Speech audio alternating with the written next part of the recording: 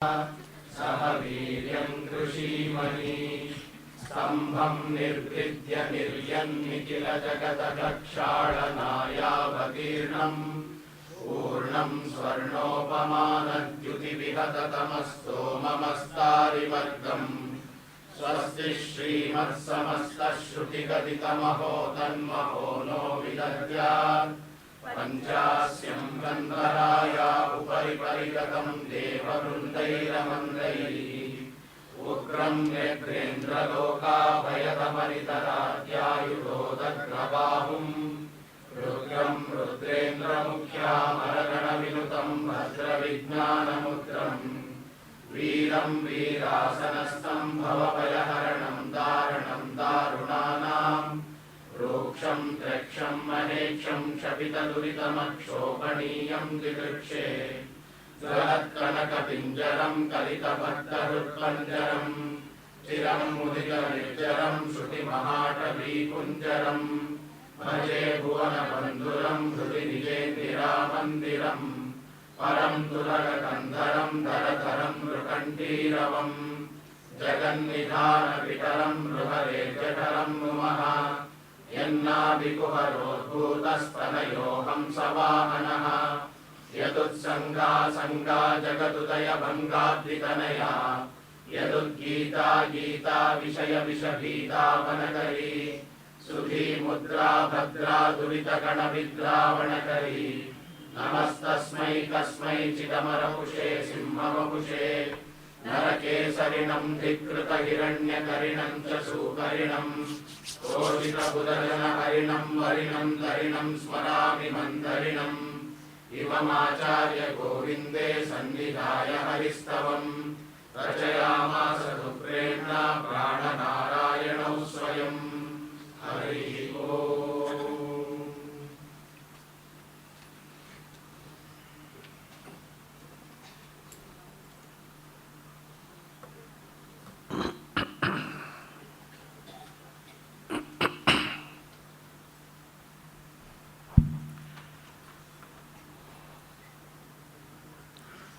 जयति पराशरसूनु सत्यवती हृदय नंदनो व्यासः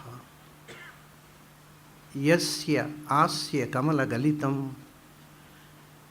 वाङ्मयममृतं जगत्पिबति भुजगभोगाभमुद्यम्य हृद्यं निजभुजं दक्षिणं लक्षणाढ्यं ललितमुद्रिक्तविज्ञानमुद्रं भज भज अनन्तमित्यालपन्तं प्रणतवान् प्राणिनां प्राणभूतं प्रणतिभिः प्रीणये पूर्णबोधं भवदवोष्णेन ततप्यमानान् भुवि परं नाथमप्रेक्षमाणान्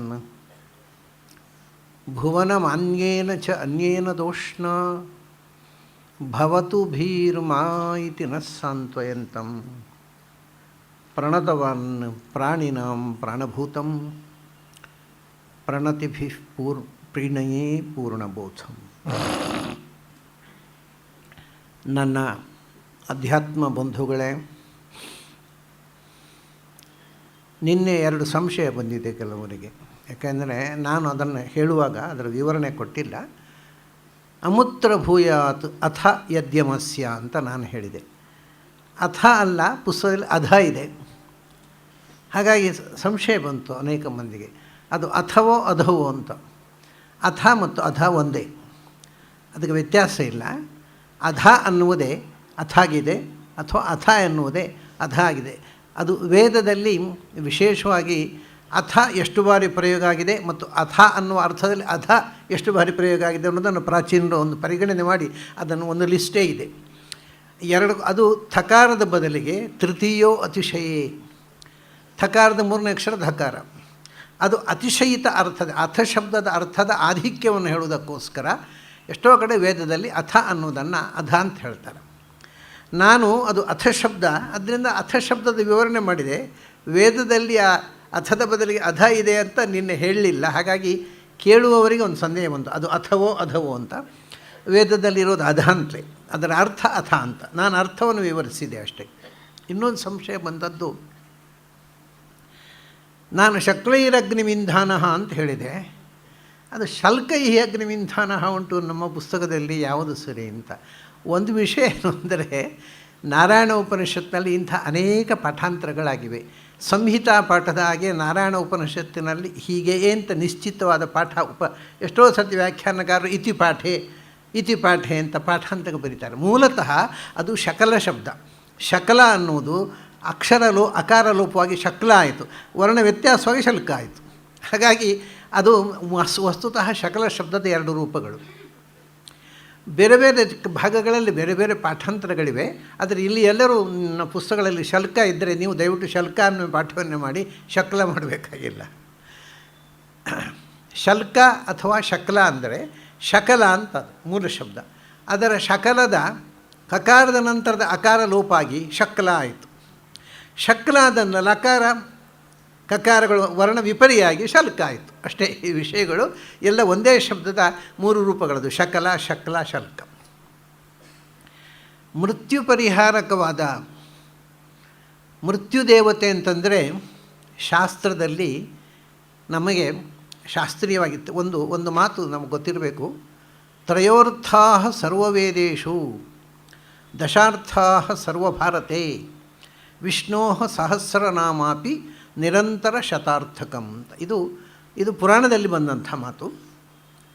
ಅಲ್ಲಿ ಏನು ಹೇಳ್ತಾರೆ ಅಂದರೆ, ಎಲ್ಲ ವೇದಕ್ಕೂ ತ್ರಯೋ ಅರ್ಥ, ಮಿನಿಮಮ್ 3 ಅರ್ಥ ಇದೆ ಅಂತ. 3 ಅಲ್ಲ, ಮಿನಿಮಮ್ ಪ್ರತಿಯೊಂದು ಮಂತ್ರಕ್ಕೂ ಕನಿಷ್ಠ 3 ಅರ್ಥ ಇದೆ. ದಶಾರ್ಥಾ ಸರ್ವಭಾರತೆ, ಭಾರತದ ಪ್ರತಿಯೊಂದು ಶ್ಲೋಕಕ್ಕೆ ಕನಿಷ್ಠ 10 ಅರ್ಥ ಇದೆ. ವಿಷ್ಣೋ ಸಹಸ್ರನಾಮಾಪಿ ನಿರಂತರ ಶತಾರ್ಥಕಂ, ವಿಷ್ಣು ಸಹಸ್ರನಾಮದ ಪ್ರತಿನಾಮಕ್ಕೂ ಕನಿಷ್ಠ 100 ಅರ್ಥ ಇದೆ ಅಂತ. ಇದು 100 ಅಂದರೆ 100 ಅಲ್ಲ, ಮಿನಿಮಮ್ 100 ಅರ್ಥ. ಈ ರೀತಿಯ ಚಿಂತನೆ ಮಾಡುವಂಥ ಒಂದು ಪರಂಪರೆ ಹೋಗಿದೆ ಈಗ. ವಿಷ್ಣು ಸಹಸ್ರನಾಮಕ್ಕೆ 100 ಅರ್ಥ ಹೇಳುವ ಪರಂಪರೆ ಮರೆತು ಹೋಗಿದೆ. ಎಲ್ಲೋ ಕೆಲವು ಶಬ್ದಗಳಿಗೆ ಮಾಡಬಹುದು, 1000 ಶಬ್ದಕ್ಕೂ 100 ಅರ್ಥ ಹೇಳಿ ಅಂದರೆ ಸ್ವಲ್ಪ ಕಷ್ಟವೇ. ಈಗ ನಮಗೆ ಒದಗಿರತಕ್ಕಂಥ, ನಮಗೆ ಸಿಕ್ಕಿರತಕ್ಕಂಥ ಸೋರ್ಸಿನ ಮೂಲಕ ಪ್ರತಿಯೊಂದು ಶಬ್ದಕ್ಕೆ 100 ಅರ್ಥ ಮಾಡುವುದು ಸ್ವಲ್ಪ ಕಷ್ಟ. ಮಹಾಭಾರತವೂ ಹಾಗೆ. ಮಹಾಭಾರತಕ್ಕೆ 10 ಅರ್ಥಗಳನ್ನು ಕೆಲವು ಶ್ಲೋಕಗಳಿಗೆ ಹೇಳಬಹುದು. ಆದರೆ ಮಹಾಭಾರತದ ಪ್ರತಿಯೊಂದು ಶ್ಲೋಕವು ದಶಾರ್ಥ ಸರ್ವಭಾರತೆ ಅಂತ ಹೇಳಿದರು. ಅದನ್ನು 10 ಅರ್ಥ ಪ್ರತಿಯೊಂದು ಭಾರತದ ಒಂದೊಂದು ಪದ್ಯಕ್ಕೂ ಹೇಳುವುದು ಸ್ವಲ್ಪ ಕಷ್ಟ. ಕೆಲವು ಪದ್ಯಗಳಿಗೆ ಆಯ್ದು ಹೇಳಬಹುದು. ಆದರೆ ಇವತ್ತು ಸಾಧ್ಯವಾಗಿರುವಂಥದ್ದು ವೇದಕ್ಕೆ 3 ಅರ್ಥ ಹೇಳೋದು. 3 ಅರ್ಥ ವೇದಕ್ಕೆ ಬಹಳ ಸರಳವಾಗಿ 3 ಅರ್ಥಗಳನ್ನ ಹೇಳಲಿಕ್ಕೆ ಬರುತ್ತೆ. ಅದನ್ನು ಈ ವೈದಿಕ ಪರಂಪರೆಯಲ್ಲಿ ಮರೆತು ಬಿಡ್ತಾ ಇದ್ದಾರೆ ಜನ. ಆದರೆ ಬಹಳ ಸಹಜವಾಗಿ ಮಾಡಲಿಕ್ಕೆ ಬರುತ್ತೆ. ಅದೀಗ ಉದಾಹರಣೆಗೆ ಹೇಗೆ ಅಂದರೆ, ಅಗ್ನಿವೀಳೆ ಅಂತಿದೆ. ಅಗ್ನಿ ಅಂತನ್ನುವುದಕ್ಕೆ ಒಂದು ವೈಶ್ವಾನರ, ಬೆಂಕಿಯ ದೇವತೆ. ಅದರ ನಂತರದ ಅರ್ಥ ಪ್ರಾಣಾಗ್ನೇಯ ಏತತ್, ನಿನ್ನೆ ಹೇಳಿದೆ ನಾನು, ಪ್ರಾಣಾಗ್ನಿ ಪ್ರಾಣತತ್ವ ಅಂತ ಅರ್ಥ. ಆಮೇಲೆ ವೈಶ್ವಾನರೋ ಭೂತ್ ವೈಶ್ವಾನರಾಗ್ನಿ ಅಂದರೆ ಅಗ್ನಿ, ಪ್ರಾಣ, ನಾರಾಯಣ. ಈ ಒಂದು ಮಂತ್ರಕ್ಕೆ ಹೀಗೆ ಎಲ್ಲ ಮಂತ್ರಗಳಿಗೂ 3 ನೆಲೆಗಳಲ್ಲಿ ಅರ್ಥ ಹೇಳಲಿಕ್ಕೆ ಬರುತ್ತೆ. ಈ ನಾವು ಇಲ್ಲಿ ಬಂದಿದೆ, ಮೃತ್ಯು ಅನ್ನೋ ಶಬ್ದ ಬಂದಿದೆ. ಮೃತ್ಯುವಿನ ಸ್ತೋತ್ರ, ಕೆಲವು ಕಡೆ ಮೃತ್ಯು ಅಂತಂದರೆ ಸಾವು ಅನ್ನೋ ಅರ್ಥದಲ್ಲಿ ಬಂದಿದೆ. ಮತ್ತು ನಮ್ಮ ಮೃತ್ಯುವನ್ನು ನಿಯಂತ್ರಿಸುವ ದೇವತೆ ಅಂತ. ಈಗ ನಾವು ಮುಂದೆ ನೋಡೋ ಮಂತ್ರದಲ್ಲಿ ಮೃತ್ಯು ಶಬ್ದ ಇದೆ. ಅದು ಸಂಬೋಧನೆ, ದೇವರನ್ನು ಕುರಿತು ಸಂಬೋಧನೆ. ಮೃತ್ಯು ಅಂದರೆ ಯಾವ ದೇವರು? ಮೃತ್ಯು ಅಂದರೆ ಇದು ಹಾಗೆ 3 ಅರ್ಥ ನಾನು ಹೇಳಿದ್ನಲ್ಲ. ಸಹಜವಾಗಿ ನಿಮಗೆ ಪ್ರಾಚೀನ ಕೋಶದ ಪ್ರಕಾರ, ವೇದದ ಮಂತ್ರಗಳ ಪ್ರಕಾರವೇ ಮೃತ್ಯು ಅನ್ನೋದಕ್ಕೆ 3 ಅರ್ಥ ಇದೆ. ಒಂದು, ಮೃತ್ಯು ಅಂದರೆ ಸಂಹಾರಕನಾಗಿರ್ತಕ್ಕಂಥ ಶಿವ. ಶಿವನಿಗೆ ಮೃತ್ಯು ಅಂತ ಹೆಸರಿದೆ. 2ನೇ, ನಮ್ಮ ಉಸಿರು ನಿಲ್ಲಿಸಿ ಸಾಯಿಸುವಂಥ ಪ್ರಾಣತತ್ವ.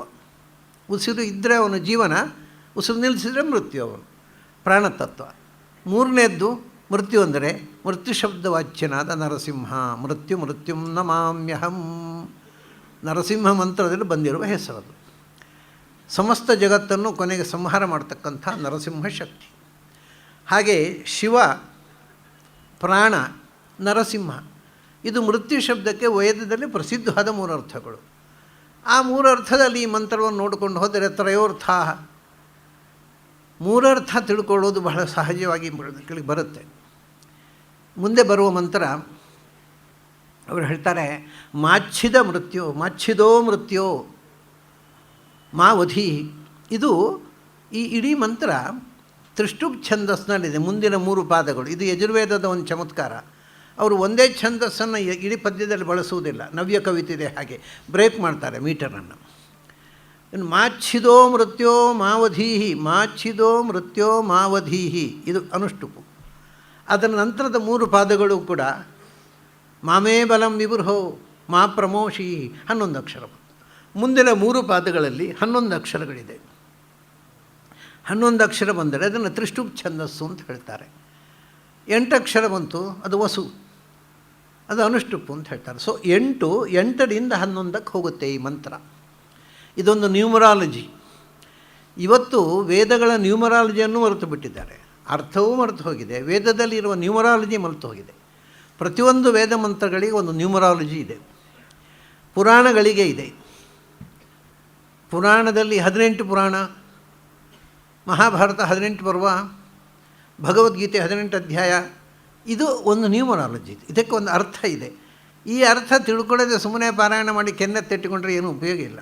ಇವತ್ತು ಅದರ ಒಳನೋಟವನ್ನೇ ಕಳ್ಕೊಂಡು ಬಿಟ್ಟಿದ್ದಾರೆ ಜನ. ಇಲ್ಲಿ 8ರಿಂದ 11ಕ್ಕೆ ಹೋಗುತ್ತೆ ಇದು. ನೋಡಿ, ಬಹಳ ತಮಾಷೆ. ಮೃತ್ಯು ಅಂದರೆ ಒಂದು ಅರ್ಥ, ನಮ್ಮನ್ನು ಲೌಕಿಕವಾದ ಅರ್ಥ, ನಮ್ಮನ್ನು ಸುಡುವಂಥ ವಸ್ತು, ಬೆಂಕಿ, ಅಗ್ನಿ ಅಂತ ಅರ್ಥ. 8 ಅಗ್ನಿಯ ಸಂಖ್ಯೆ. ಯಾಕೆಂದರೆ ವಸುಗಳಲ್ಲಿ ಪ್ರಧಾನ ಅಗ್ನಿ, ಅವನು 8 ಮಂದಿ ವಸುಗಳು. ರುದ್ರರು 11 ಮಂದಿ, ಅದರಿಂದ 11 ಮಂದಿಯ ಛಂದಸ್ಸು ಶಿವನಿಗೆ ಸಂಬಂಧಪಟ್ಟದ್ದು. ಜಗತಿ 12 ಅಕ್ಷರ, ಅದು ದ್ವಾದಶಾದಿತ್ಯರಿಗೆ ಸಂಬಂಧಪಟ್ಟದ್ದು. ಹಾಗಾಗಿ ಯಜ್ಞ ಮಾಡುವಾಗ ಬೆಳಿಗ್ಗೆ 8 ಅಕ್ಷರದ ಛಂದಸ್ಸಿನ ಮಂತ್ರಗಳನ್ನು ಹೇಳ್ತಾರೆ. ಯಾಕೆಂದರೆ ಅದು ವಸುಗಳಿಗೆ ಸಂಬಂಧಪಟ್ಟ ಹೋಮ. ಮಧ್ಯಾಹ್ನ ರುದ್ರನಿಗೆ ಸಂಬಂಧಪಟ್ಟದ್ದು, ಅದರಿಂದ ತ್ರಿಷ್ಟುಪ್ಪಿನ ಮಂತ್ರಗಳನ್ನು ಹೇಳ್ತಾರೆ. ರಾತ್ರಿ ಸಂಜೆ ಅದು ಸೂರ್ಯನಿಗೆ, ಆದಿತ್ಯನಿಗೆ ವಸುರುದ್ರ ಆದಿತ್ಯನಿಗೆ ಸಂಬಂಧಪಟ್ಟದ್ದು, ಅದರಿಂದ ಜಗತಿ ಛಂದಸ್ಸಿನ ಮಂತ್ರಗಳನ್ನು ಹೇಳ್ತಾರೆ. ಈ ನ್ಯೂಮರಾಲಜಿ ಗೊತ್ತಿಲ್ಲದೆ ಇದ್ದರೆ ವೇದ ಅರ್ಥ ಆಗೋಲ್ಲ.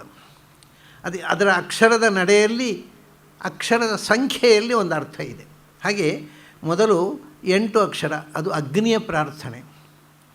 ಅಗ್ನಿ ನಮ್ಮ ಕಣ್ಣಿಗೆ ಕಾಣುವ ಸುಡುವ ವಸ್ತು. ಆದ್ದರಿಂದ ವಸುವಿನ ಪ್ರಾರ್ಥನೆಯ ನಂತರ ಅದರ ನಂತರ 11 ಅಕ್ಷರಕ್ಕೆ ಹೋಗುತ್ತೆ. ಆ 11 ಅಕ್ಷರದಿಂದ 12ಕ್ಕೆ ಹೋಗುತ್ತೆ. 11ರಿಂದ 12 ಅಂದರೆ 12 ಜಗತಿ ಛಂದಸ್ಸು. ಆದಿತ್ಯರಲ್ಲಿ ಪ್ರಧಾನನಾದವ ವಿಷ್ಣು, ವಾಮನ, ಅಜಘನ್ಯೋ ಜಘನ್ಯಜ ಅಂತ. ಹಾಗೆ ಅದು ರುದ್ರನನ್ನು ಹೇಳುತ್ತೆ. ಆಮೇಲೆ ಆದಿತ್ಯ ಅಂದರೆ ಅದಿತಿ ಪುತ್ರನಾಗಿ ಅವತರಿಸಿದಂಥ ನಾರಾಯಣನ ನರಸಿಂಹ ರೂಪವನ್ನು ಹೇಳುತ್ತೆ. ಇದು ಆ ಛಂದಸ್ಸಿನ ನಡೆಯಲ್ಲಿ ಇರತಕ್ಕಂಥ ಒಂದು ವಿಶೇಷ. ಮಾಚ್ಛಿದೋ ಮೃತ್ಯೋ, ಇದು ನಮ್ಮ ಸಾಧನೆಯ ಬಗೆಗೆ ನಾವು ಪ್ರಾರ್ಥನೆ ಮಾಡುವಂಥದ್ದು. ಮಾಚ್ಛಿದೋ ಮೃತ್ಯೋ ಮಾವಧೀಹಿ, ತುಂಡರಿಸಬೇಡ, ಸಾಯಿಸಬೇಡ. ಇದು ಇಷ್ಟೇ ಕನ್ನಡದಲ್ಲಿ ಹೇಳಿದರೆ, ಓ ಮೃತ್ಯುವೇ ತುಂಡರಿಸಬೇಡ, ಸಾಯಿಸಬೇಡ. ಮಾಚ್ಛಿದ ಅಂದರೆ ತುಂಡರಿಸಬೇಡ, ವಧೀಹಿ ಅಂದರೆ ಸಾಯಿಸಬೇಡ. ಏನು ವ್ಯತ್ಯಾಸ ಇದು? ಸಾಯಿಸುವುದು ತುಂಡರಿಸುವುದಕ್ಕೆ ವ್ಯತ್ಯಾಸ ಏನು? ಆಮೇಲೆ ಮುಂದೆ ಪುನಃ ಬರುತ್ತೆ, ಮಾಮೇ ಬಲಂ ಪ್ರವೃಹೋ ಮಾ ಪ್ರಮೋಷೀಹಿ, ಮಾಮೇ ಬಲಂ ಪ್ರವೃಹೋ ಮಾ ಪ್ರಮೋಷೀಹಿ. ಕರೆಕ್ಟ್ 11 ಅಕ್ಷರ ಬಂತು. ನನ್ನ ಬಲವನ್ನು ಕಿತ್ತೆಸೆಯಬೇಡ. ನೋಡಿ, ಎಲ್ಲ ಒಂದೇ, ಅರ್ಥ ಶಬ್ದ ಬೇರೆ ಬೇರೆ, ಒಟ್ಟು ತಾತ್ಪರ್ಯ ಒಂದೇ ಅಲ್ವಾ? ಮೊದಲು ತುಂಡರಿಸಬೇಡ, ಆಮೇಲೆ ಸಾಯಿಸಬೇಡ, ಕಿತ್ತೆಸೆಯಬೇಡ, ಕೊನೆಗೆ ಕದಿಯಬೇಡ. ಯಾವುದನ್ನು ಕದಿಯೋದು? ಯಾರು ದೇವರಿಗೆ ಕದಿಯೋ ಅಗತ್ಯ ಏನು? ಅದೇ ಈ ಮಂತ್ರಗಳು ಒಂಥರ ವೇದಕಾಲದ ಋಷಿಗಳ ಭಾಷೆ ಇದು. ಆ ವೇದಕಾಲದ ಋಷಿಗಳ ಸಂಸ್ಕೃತ ನಮಗೆ ಅರ್ಥ ಆದರೆ ಈ ಮಂತ್ರಗಳ ಅರ್ಥ ಆವೆ. ಅದಕ್ಕೆ ಹೇಳೋದು ನಾನು, ಲೆಕ್ಸಿಕನ್ ಮೀನಿಂಗ್ ಹಿಡ್ಕೊಂಡು ವೇದ ಅರ್ಥ ಮಾಡಲಿಕ್ಕೆ ಹೋಗಬೇಡಿ. ಅದು ಕೋಶದ ಅರ್ಥ ಹಿಡ್ಕೊಂಡ್ರೆ ಅಸಹ್ಯ ಆಗುತ್ತೆ. ಅದು ಕೊನೆಗೆ ವೇದದ ಬಗ್ಗೆ ವೇದದ ಬಗ್ಗೆ ನಿಮಗೆ ಏನು ವೈರಾಗ್ಯ ಬರಬೇಕಾದ್ರೆ ಲೆಕ್ಸಿಕನ್ ಮೀನಿಂಗ್ ಇಟ್ಕೊಂಡು ವೇದಕ್ಕೆ ಅರ್ಥ ಮಾಡಬೇಕು. ಅದು ವೇದದ ಬಗ್ಗೆ ದೇವರ ಬಗ್ಗೆ ಎಲ್ಲ ವೈರಾಗ್ಯ ಬಂದುಬಿಡುತ್ತೆ. ಅದನ್ನು ವೈರಾಗ್ಯ ಅವನು ಬೇಕು ನೋಡಿ, ಅದು ಬರುತ್ತೆ. ಇಲ್ಲಿ ಹಾಗೆ ಮೊದಲು ಅದು ಹೇಳೋದು ಯಾವುದಂದರೆ ಮಾಚ್ಛಿದ ಅಂದರೆ ನನ್ನನ್ನು ತುಂಡರಿಸಬೇಡ ಅಂತ ಅರ್ಥ ಅಲ್ಲ. ಮಾಮೇ ಬಲಂ ಮುಂದೆ ಬರುತ್ತೆ, ನನ್ನ ಶಕ್ತಿಯನ್ನು ಅಂತ. ಶಕ್ತಿ ಯಾವ ಬಲ? ಬಲ ಅಂದರೆ ಅಧ್ಯಾತ್ಮದ ಸಾಧನೆಯೇ ಬಲ. ಅವರು ಫಿಸಿಕಲ್ ಮೈಟನ್ನು ಹೇಳೋದಲ್ಲ, ಅವರು ಗರಡಿ ಸಾಧನೆ ಮಾಡಲಿಕ್ಕೋಸ್ಕರ ಕೇಳೋ ಮಂತ್ರ ಅಲ್ಲ ಇದು. ನನಗೆ ಒಳ್ಳೆ ರಟ್ಟೆಯ ಬಲ ಕೊಡು ಅಂತ ಹೇಳೋದಲ್ಲ. ಅದು ಬಲ ಅಂತಂದರೆ ಬ್ರಹ್ಮತೇಜೋ ಬಲಂ ಬಲಂ. ಆ ಶಾಸ್ತ್ರದ ಅಧ್ಯಾತ್ಮದ ಅಧ್ಯಯನದಿಂದ ಬರತಕ್ಕಂಥ ಆತ್ಮಶಕ್ತಿ ಉಂಟಲ್ಲ, ಅದು ಬಲ.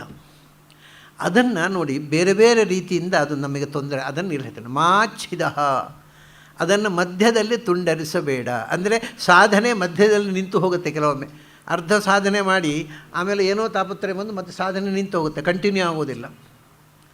ಆ ರೀತಿ ನಾನು ಸಾಧನೆಗೆ ತೊಡಗಿಸಿ ಮಧ್ಯದಲ್ಲಿ ನನ್ನ ಸಾಧನೆ ಒಂದೋ ಯಾವುದೋ ತೊಂದರೆಯಿಂದ ಆಗಬಹುದು, ಅಥವಾ ಅದು ಸಾಧನೆ ಮಾಡ್ತಾ ಮಾಡ್ತಾ ಒಂದು ಹಂತದಲ್ಲಿ ಅವನಿಗೆ ಆ ಸಾಧನೆಯಲ್ಲಿ ನಂಬಿಕೆ ಹೊರಟು ಹೋಗೋದು. ಅಯ್ಯೋ ಇದೆಲ್ಲ ಮಾಡಿ ಏನು ಉಪಯೋಗ, ಇದೆಲ್ಲ ಸುಮ್ಮನೆ, ನನಗೆ ನಂಬಿಕೆ ಇಲ್ಲ ಅಂತ. ನೀವು ಉದಾಹರಣೆಗೆ ಬಹಳ ಜಗತ್ಪ್ರಸಿದ್ಧ ವ್ಯಕ್ತಿಯನ್ನು ತಗೊಳ್ಬೋದು, ರಾಹುಲ ಸಾಂಕೃತ್ಯಾಯನ. ಬಹಳ ದೊಡ್ಡ ವೈದಿಕ, ಸಂಸ್ಕೃತದಲ್ಲಿ ಭಾಷ್ಯ ಸಮೇತ ವೇದಗಳನ್ನು ಅಧ್ಯಯನ ಮಾಡಿದವ. ಮಾಡಿ ಕೊನೆಗೆ ನಾಸ್ತಿಕ ಆದ. ಇದೆಲ್ಲ ಈ ವೇದಗಳೆಲ್ಲ ಹೊಟ್ಟೆ ಹೊರೆಯುವ ಸಾಧನೆಗಳು, ಇದರಲ್ಲಿ ಏನೂ ಅರ್ಥ ಇಲ್ಲ ಅಂತ ಅದನ್ನು ತಿರಸ್ಕಾರ ಮಾಡಿಬಿಟ್ಟು ಈ ಬಿಕೆಮ್ ಎಥೀಸ್ಟ್. ಇದು ಛೇದ. ಮೊದಲು ಕತ್ತರಿಸಿಬಿಟ್ಟ ಭಗವಂತ. ಸಾಧನೆ ಮುಂದೆ ಬೆಳೆಸಿದ್ದರೆ ಆತ ಬಹಳ ಎತ್ತರಕ್ಕೆ ಏರ್ಬೋದಿತ್ತು, ಅಷ್ಟು ದೊಡ್ಡ ವೇದ ವಿದ್ವಾಂಸ. ಆದರೆ ಅವನಿಗೆ ಮಧ್ಯೆಲ್ಲ ತಲೆ ತಿರುಗಿಸಿಬಿಟ್ಟ, ಅದು ಕತ್ತರಿಸಿಬಿಟ್ಟ. ಸಾಧನೆಯನ್ನು ಅರ್ಧ ಸಾಧನೆಯಲ್ಲೇ ತುಂಡರಿಸಿಬಿಟ್ಟ. ಹಾಗೆ ನನ್ನನ್ನು ಸಾಧನೆಯ ದಾರಿಯಲ್ಲಿ ತುಂಡರಿಸಬೇಡ, ಅದನ್ನೇ ಕೃಷ್ಣ ಹೇಳಿದ್ದು. ಅದರ ಮೇಲೆ ಕೃಷ್ಣ ಇದಕ್ಕೊಂದು ಭರವಸೆ ಕೊಡ್ತಾನೆ. ಸಾಧನೆ ಅರ್ಧದಲ್ಲಿ ನಿಂತು ಹೋಯಿತು ಅಂತ ತಿಳ್ಕೊ, ಬೇಜಾರು ಮಾಡ್ಕೋಬೇಡ. ಯಾಕೆ ಸ್ವಲ್ಪಮಪ್ಯಸ್ಯ ಧರ್ಮಸ್ಯ ತ್ರಾಯತೆ ಮಹತೋ ಭಯಾತ್ ನೇಹ ಅಭಿಕ್ರಮ ನಾಶೋಸ್ತಿ. ನೀನು ಶುರು ಮಾಡಿದೆಯೋ ಅದು ವೇಸ್ಟ್ ಆಗುವುದಿಲ್ಲ. ಪೂರ್ತಿ ಆಗಲಿಲ್ಲ, ಈ ಜನ್ಮದಲ್ಲಿ ಆಗದಿದ್ದರೆ ಮುಂದಿನ ಜನ್ಮದಲ್ಲಿ ಆಗುತ್ತೆ. ಶುರು ಮಾಡಿದ್ದು ಯಾವತ್ತೂ ವೇಸ್ಟ್ ಆಗುವುದಿಲ್ಲ. ಆ ಭರವಸೆ ಕೊಟ್ಟವ ಕೃಷ್ಣ. ಅವನು ಹೇಳಿದ ಅಭಿಕ್ರಮ ನಾಶ. ಒಮ್ಮೆ ಅಭಿಕ್ರಮ ಅಂದರೆ ಸ್ಟಾರ್ಟಿಂಗ್, ಬಿಗಿನಿಂಗ್. ನೀನು ತೊಡಗಿದೆಯೋ ಅದು ಎಂದೂ ವೇಸ್ಟ್ ಆಗುವುದಿಲ್ಲ. ಎಷ್ಟೋ ಜನರು ಕೇಳೋದುಂಟು, ನಾವು ಸಾಧನೆ ಮಾಡಲಿಕ್ಕೆ ಶುರು ಮಾಡ್ತೇವೆ, ಅರ್ಧದಲ್ಲಿ ಸಾಯ್ತೀವಿ, ವೇಸ್ಟ್ ಆಯ್ತಲ್ವ ಸಾಧನೆ ಅಂತ. ಅದಕ್ಕೆ ಕೃಷ್ಣ ಕೊಟ್ಟ ಉತ್ತರ ಅದು. ಸಾಧನೆ ಮಾಡಿ ಬೆಳೆಯೋದು ಅಂದರೆ ಒಂದೊಂದೇ ಮೆಟ್ಟಲು ಮೇಲೆ ಹತ್ತುವುದು ಉಪ್ಪರಿಗೆಗೆ ಅಂತ ಇಟ್ಟುಕೊಳ್ಳಿ. ಈ ಜನ್ಮದಲ್ಲಿ ಅವನು ಹತ್ತಿದ, ಒಂದೇ ಮೆಟ್ಲು ಹತ್ತಿದ್ದು. ಉಪ್ಪರಿಗೆ ಹೋಗ್ಬೇಕಾದ್ರೆ ಒಂದು 108 ಮೆಟ್ಲು ಉಂಟು ಅಂತ ಇಟ್ಟುಕೊಳ್ಳಿ, ಒಂದೇ ಮೆಟ್ಲು ಹತ್ತಿದ್ದು. ಆಮೇಲೆ ಸತ್ತ, ಮತ್ತೆ ಹಿಂದೆ 2ನೇ ಜನ್ಮದಲ್ಲಿ ಮತ್ತೆ 1ನೇ ಮೆಟ್ಲೆ ಹತ್ತಲಿಕ್ಕೆ ಶುರು ಮಾಡಬೇಕಲ್ವ, ಅದು ಇಲ್ಲ ಅಂತ ಹೇಳೋದು ಕೃಷ್ಣ. ಒಂದು ಮೆಟ್ಟಲು ಹತ್ತಿ ನೀನು ಸತ್ತರೆ ಮುಂದಿನ ಜನ್ಮದಲ್ಲಿ 2ನೇ ಮೆಟ್ಲೆ ಹತ್ತಲಿಕ್ಕೆ ಶುರು ಮಾಡೋದು. 1ನೇ ಮೆಟ್ಲು ಮತ್ತೆ ಹತ್ತಬೇಕಾಗಿಲ್ಲ. ಅದು ಯಾವತ್ತೂ ಇದು ಒಮ್ಮೆ ಮಾಡಿದ ಸಾಧನೆ ಮೈನಸ್ ಆಗೋದಿಲ್ಲ. ಈ ಭರವಸೆ ಕೃಷ್ಣ ಒಬ್ಬನೇ ಕೊಟ್ಟದ್ದು, ಬೇರೆ ಎಲ್ಲಿಯೂ ಇಂಥ ಭರವಸೆ ಇಲ್ಲ. ಅದೇ ಪ್ರಾರಂಭ ಮಾತ್ರ ಇಚ್ಛಾವ ವಿಷ್ಣು ಧರ್ಮೇ ನ ನಿಷ್ಫಲ. ಅದಕ್ಕೆ ಇನ್ನೊಂದು ಪ್ರಮಾಣ ನೋಡಿ, ಅಲ್ಲಿ ಕೃಷ್ಣ ಹೇಳಿದ ನೀನು ಶುರು ಮಾಡಿದರೆ ಅದು ಎಷ್ಟು ಮಾಡಿದೆಯೋ ಅಷ್ಟು ಅದು ಪ್ಲಸ್ಸೇ, ಅದು ಮೈನಸ್ ಆಗೋದಿಲ್ಲ. ಮುಂದಿನ ಜನ್ಮದಲ್ಲಿ ಅದರ ನಂತರ 2ನೇ ಮೆಟ್ಲು ಹತ್ತಲಿಕ್ಕೆ ಶುರು ಮಾಡಿದ್ರೆ ಸರಿ. 2ನೇ ಜನ್ಮದಲ್ಲಿ 2 ಮೆಟ್ಲು ಹತ್ತಿ ಸತ್ತಿ, 3ನೇ ಜನ್ಮದಲ್ಲಿ 3ನೇ ಮೆಟ್ಲು ಹತ್ತಿದ್ದು ಸರಿ. ಅಂತ ಯಾವುದು ವೇಸ್ಟ್ ಆಗೋದಿಲ್ಲ. ಸಾಧನೆ ಅಂದು ದಂಡ ಆಯಿತು, ಆ ಪ್ರಶ್ನೆ ಇಲ್ಲ ಅಂತ. ಅಲ್ಲಿ ಶುರು ಮಾಡಿದರೆ ಅಂತ ಹೇಳಿದ. ಈ ಪ್ರಮಾಣ ಹೇಳ್ತದೆ ಶುರು ಮಾಡುವುದು ಬೇಡ. ಮತ್ತು ಇಚ್ಛಾವ, ಉತ್ಕಟವಾದ ಆಸೆ ಉಂಟು ನಿಮಗೆ, ಸಾಧನೆ ಮಾಡಬೇಕು ಅಂತ ಆಸೆ ಇದೆ, ಮಾಡಲೇ ಇಲ್ಲ. ಇಡೀ ಜನ್ಮದಲ್ಲಿ ಅಧ್ಯಾತ್ಮದ ಸಾಧನೆ ಮಾಡಬೇಕು, ಉಪನಿಷತ್ತುಗಳ ಅರ್ಥ ತಿಳ್ಕೋಬೇಕು ಅಂತ ತುಡಿತ ಇದೆ, ಆಗಲೇ ಇಲ್ಲ ತಿಳ್ಕೊಳ್ಳಿಕ್ಕೆ. ಯಾಕೆಂದ್ರೆ ಅಂಥ ಕಾಲದಲ್ಲಿದ್ದೇವೆ ನಾವು. ನಮಗೆ ತಿಳ್ಕೋಬೇಕು ಅಂತಿದ್ದರೂ ಹೇಳೋರಿಲ್ಲ ಜಗತ್ತಿನಲ್ಲಿ. ಆಗೇನು ಮಾಡಬೇಕು ಅಂತ ಇಚ್ಛಾವ ವಿಷ್ಣು ಧರ್ಮೇ ನ ನಿಷ್ಫಲ. ಆ ತುಡಿತವೂ ವೇಸ್ಟ್ ಆಗುವುದಿಲ್ಲ.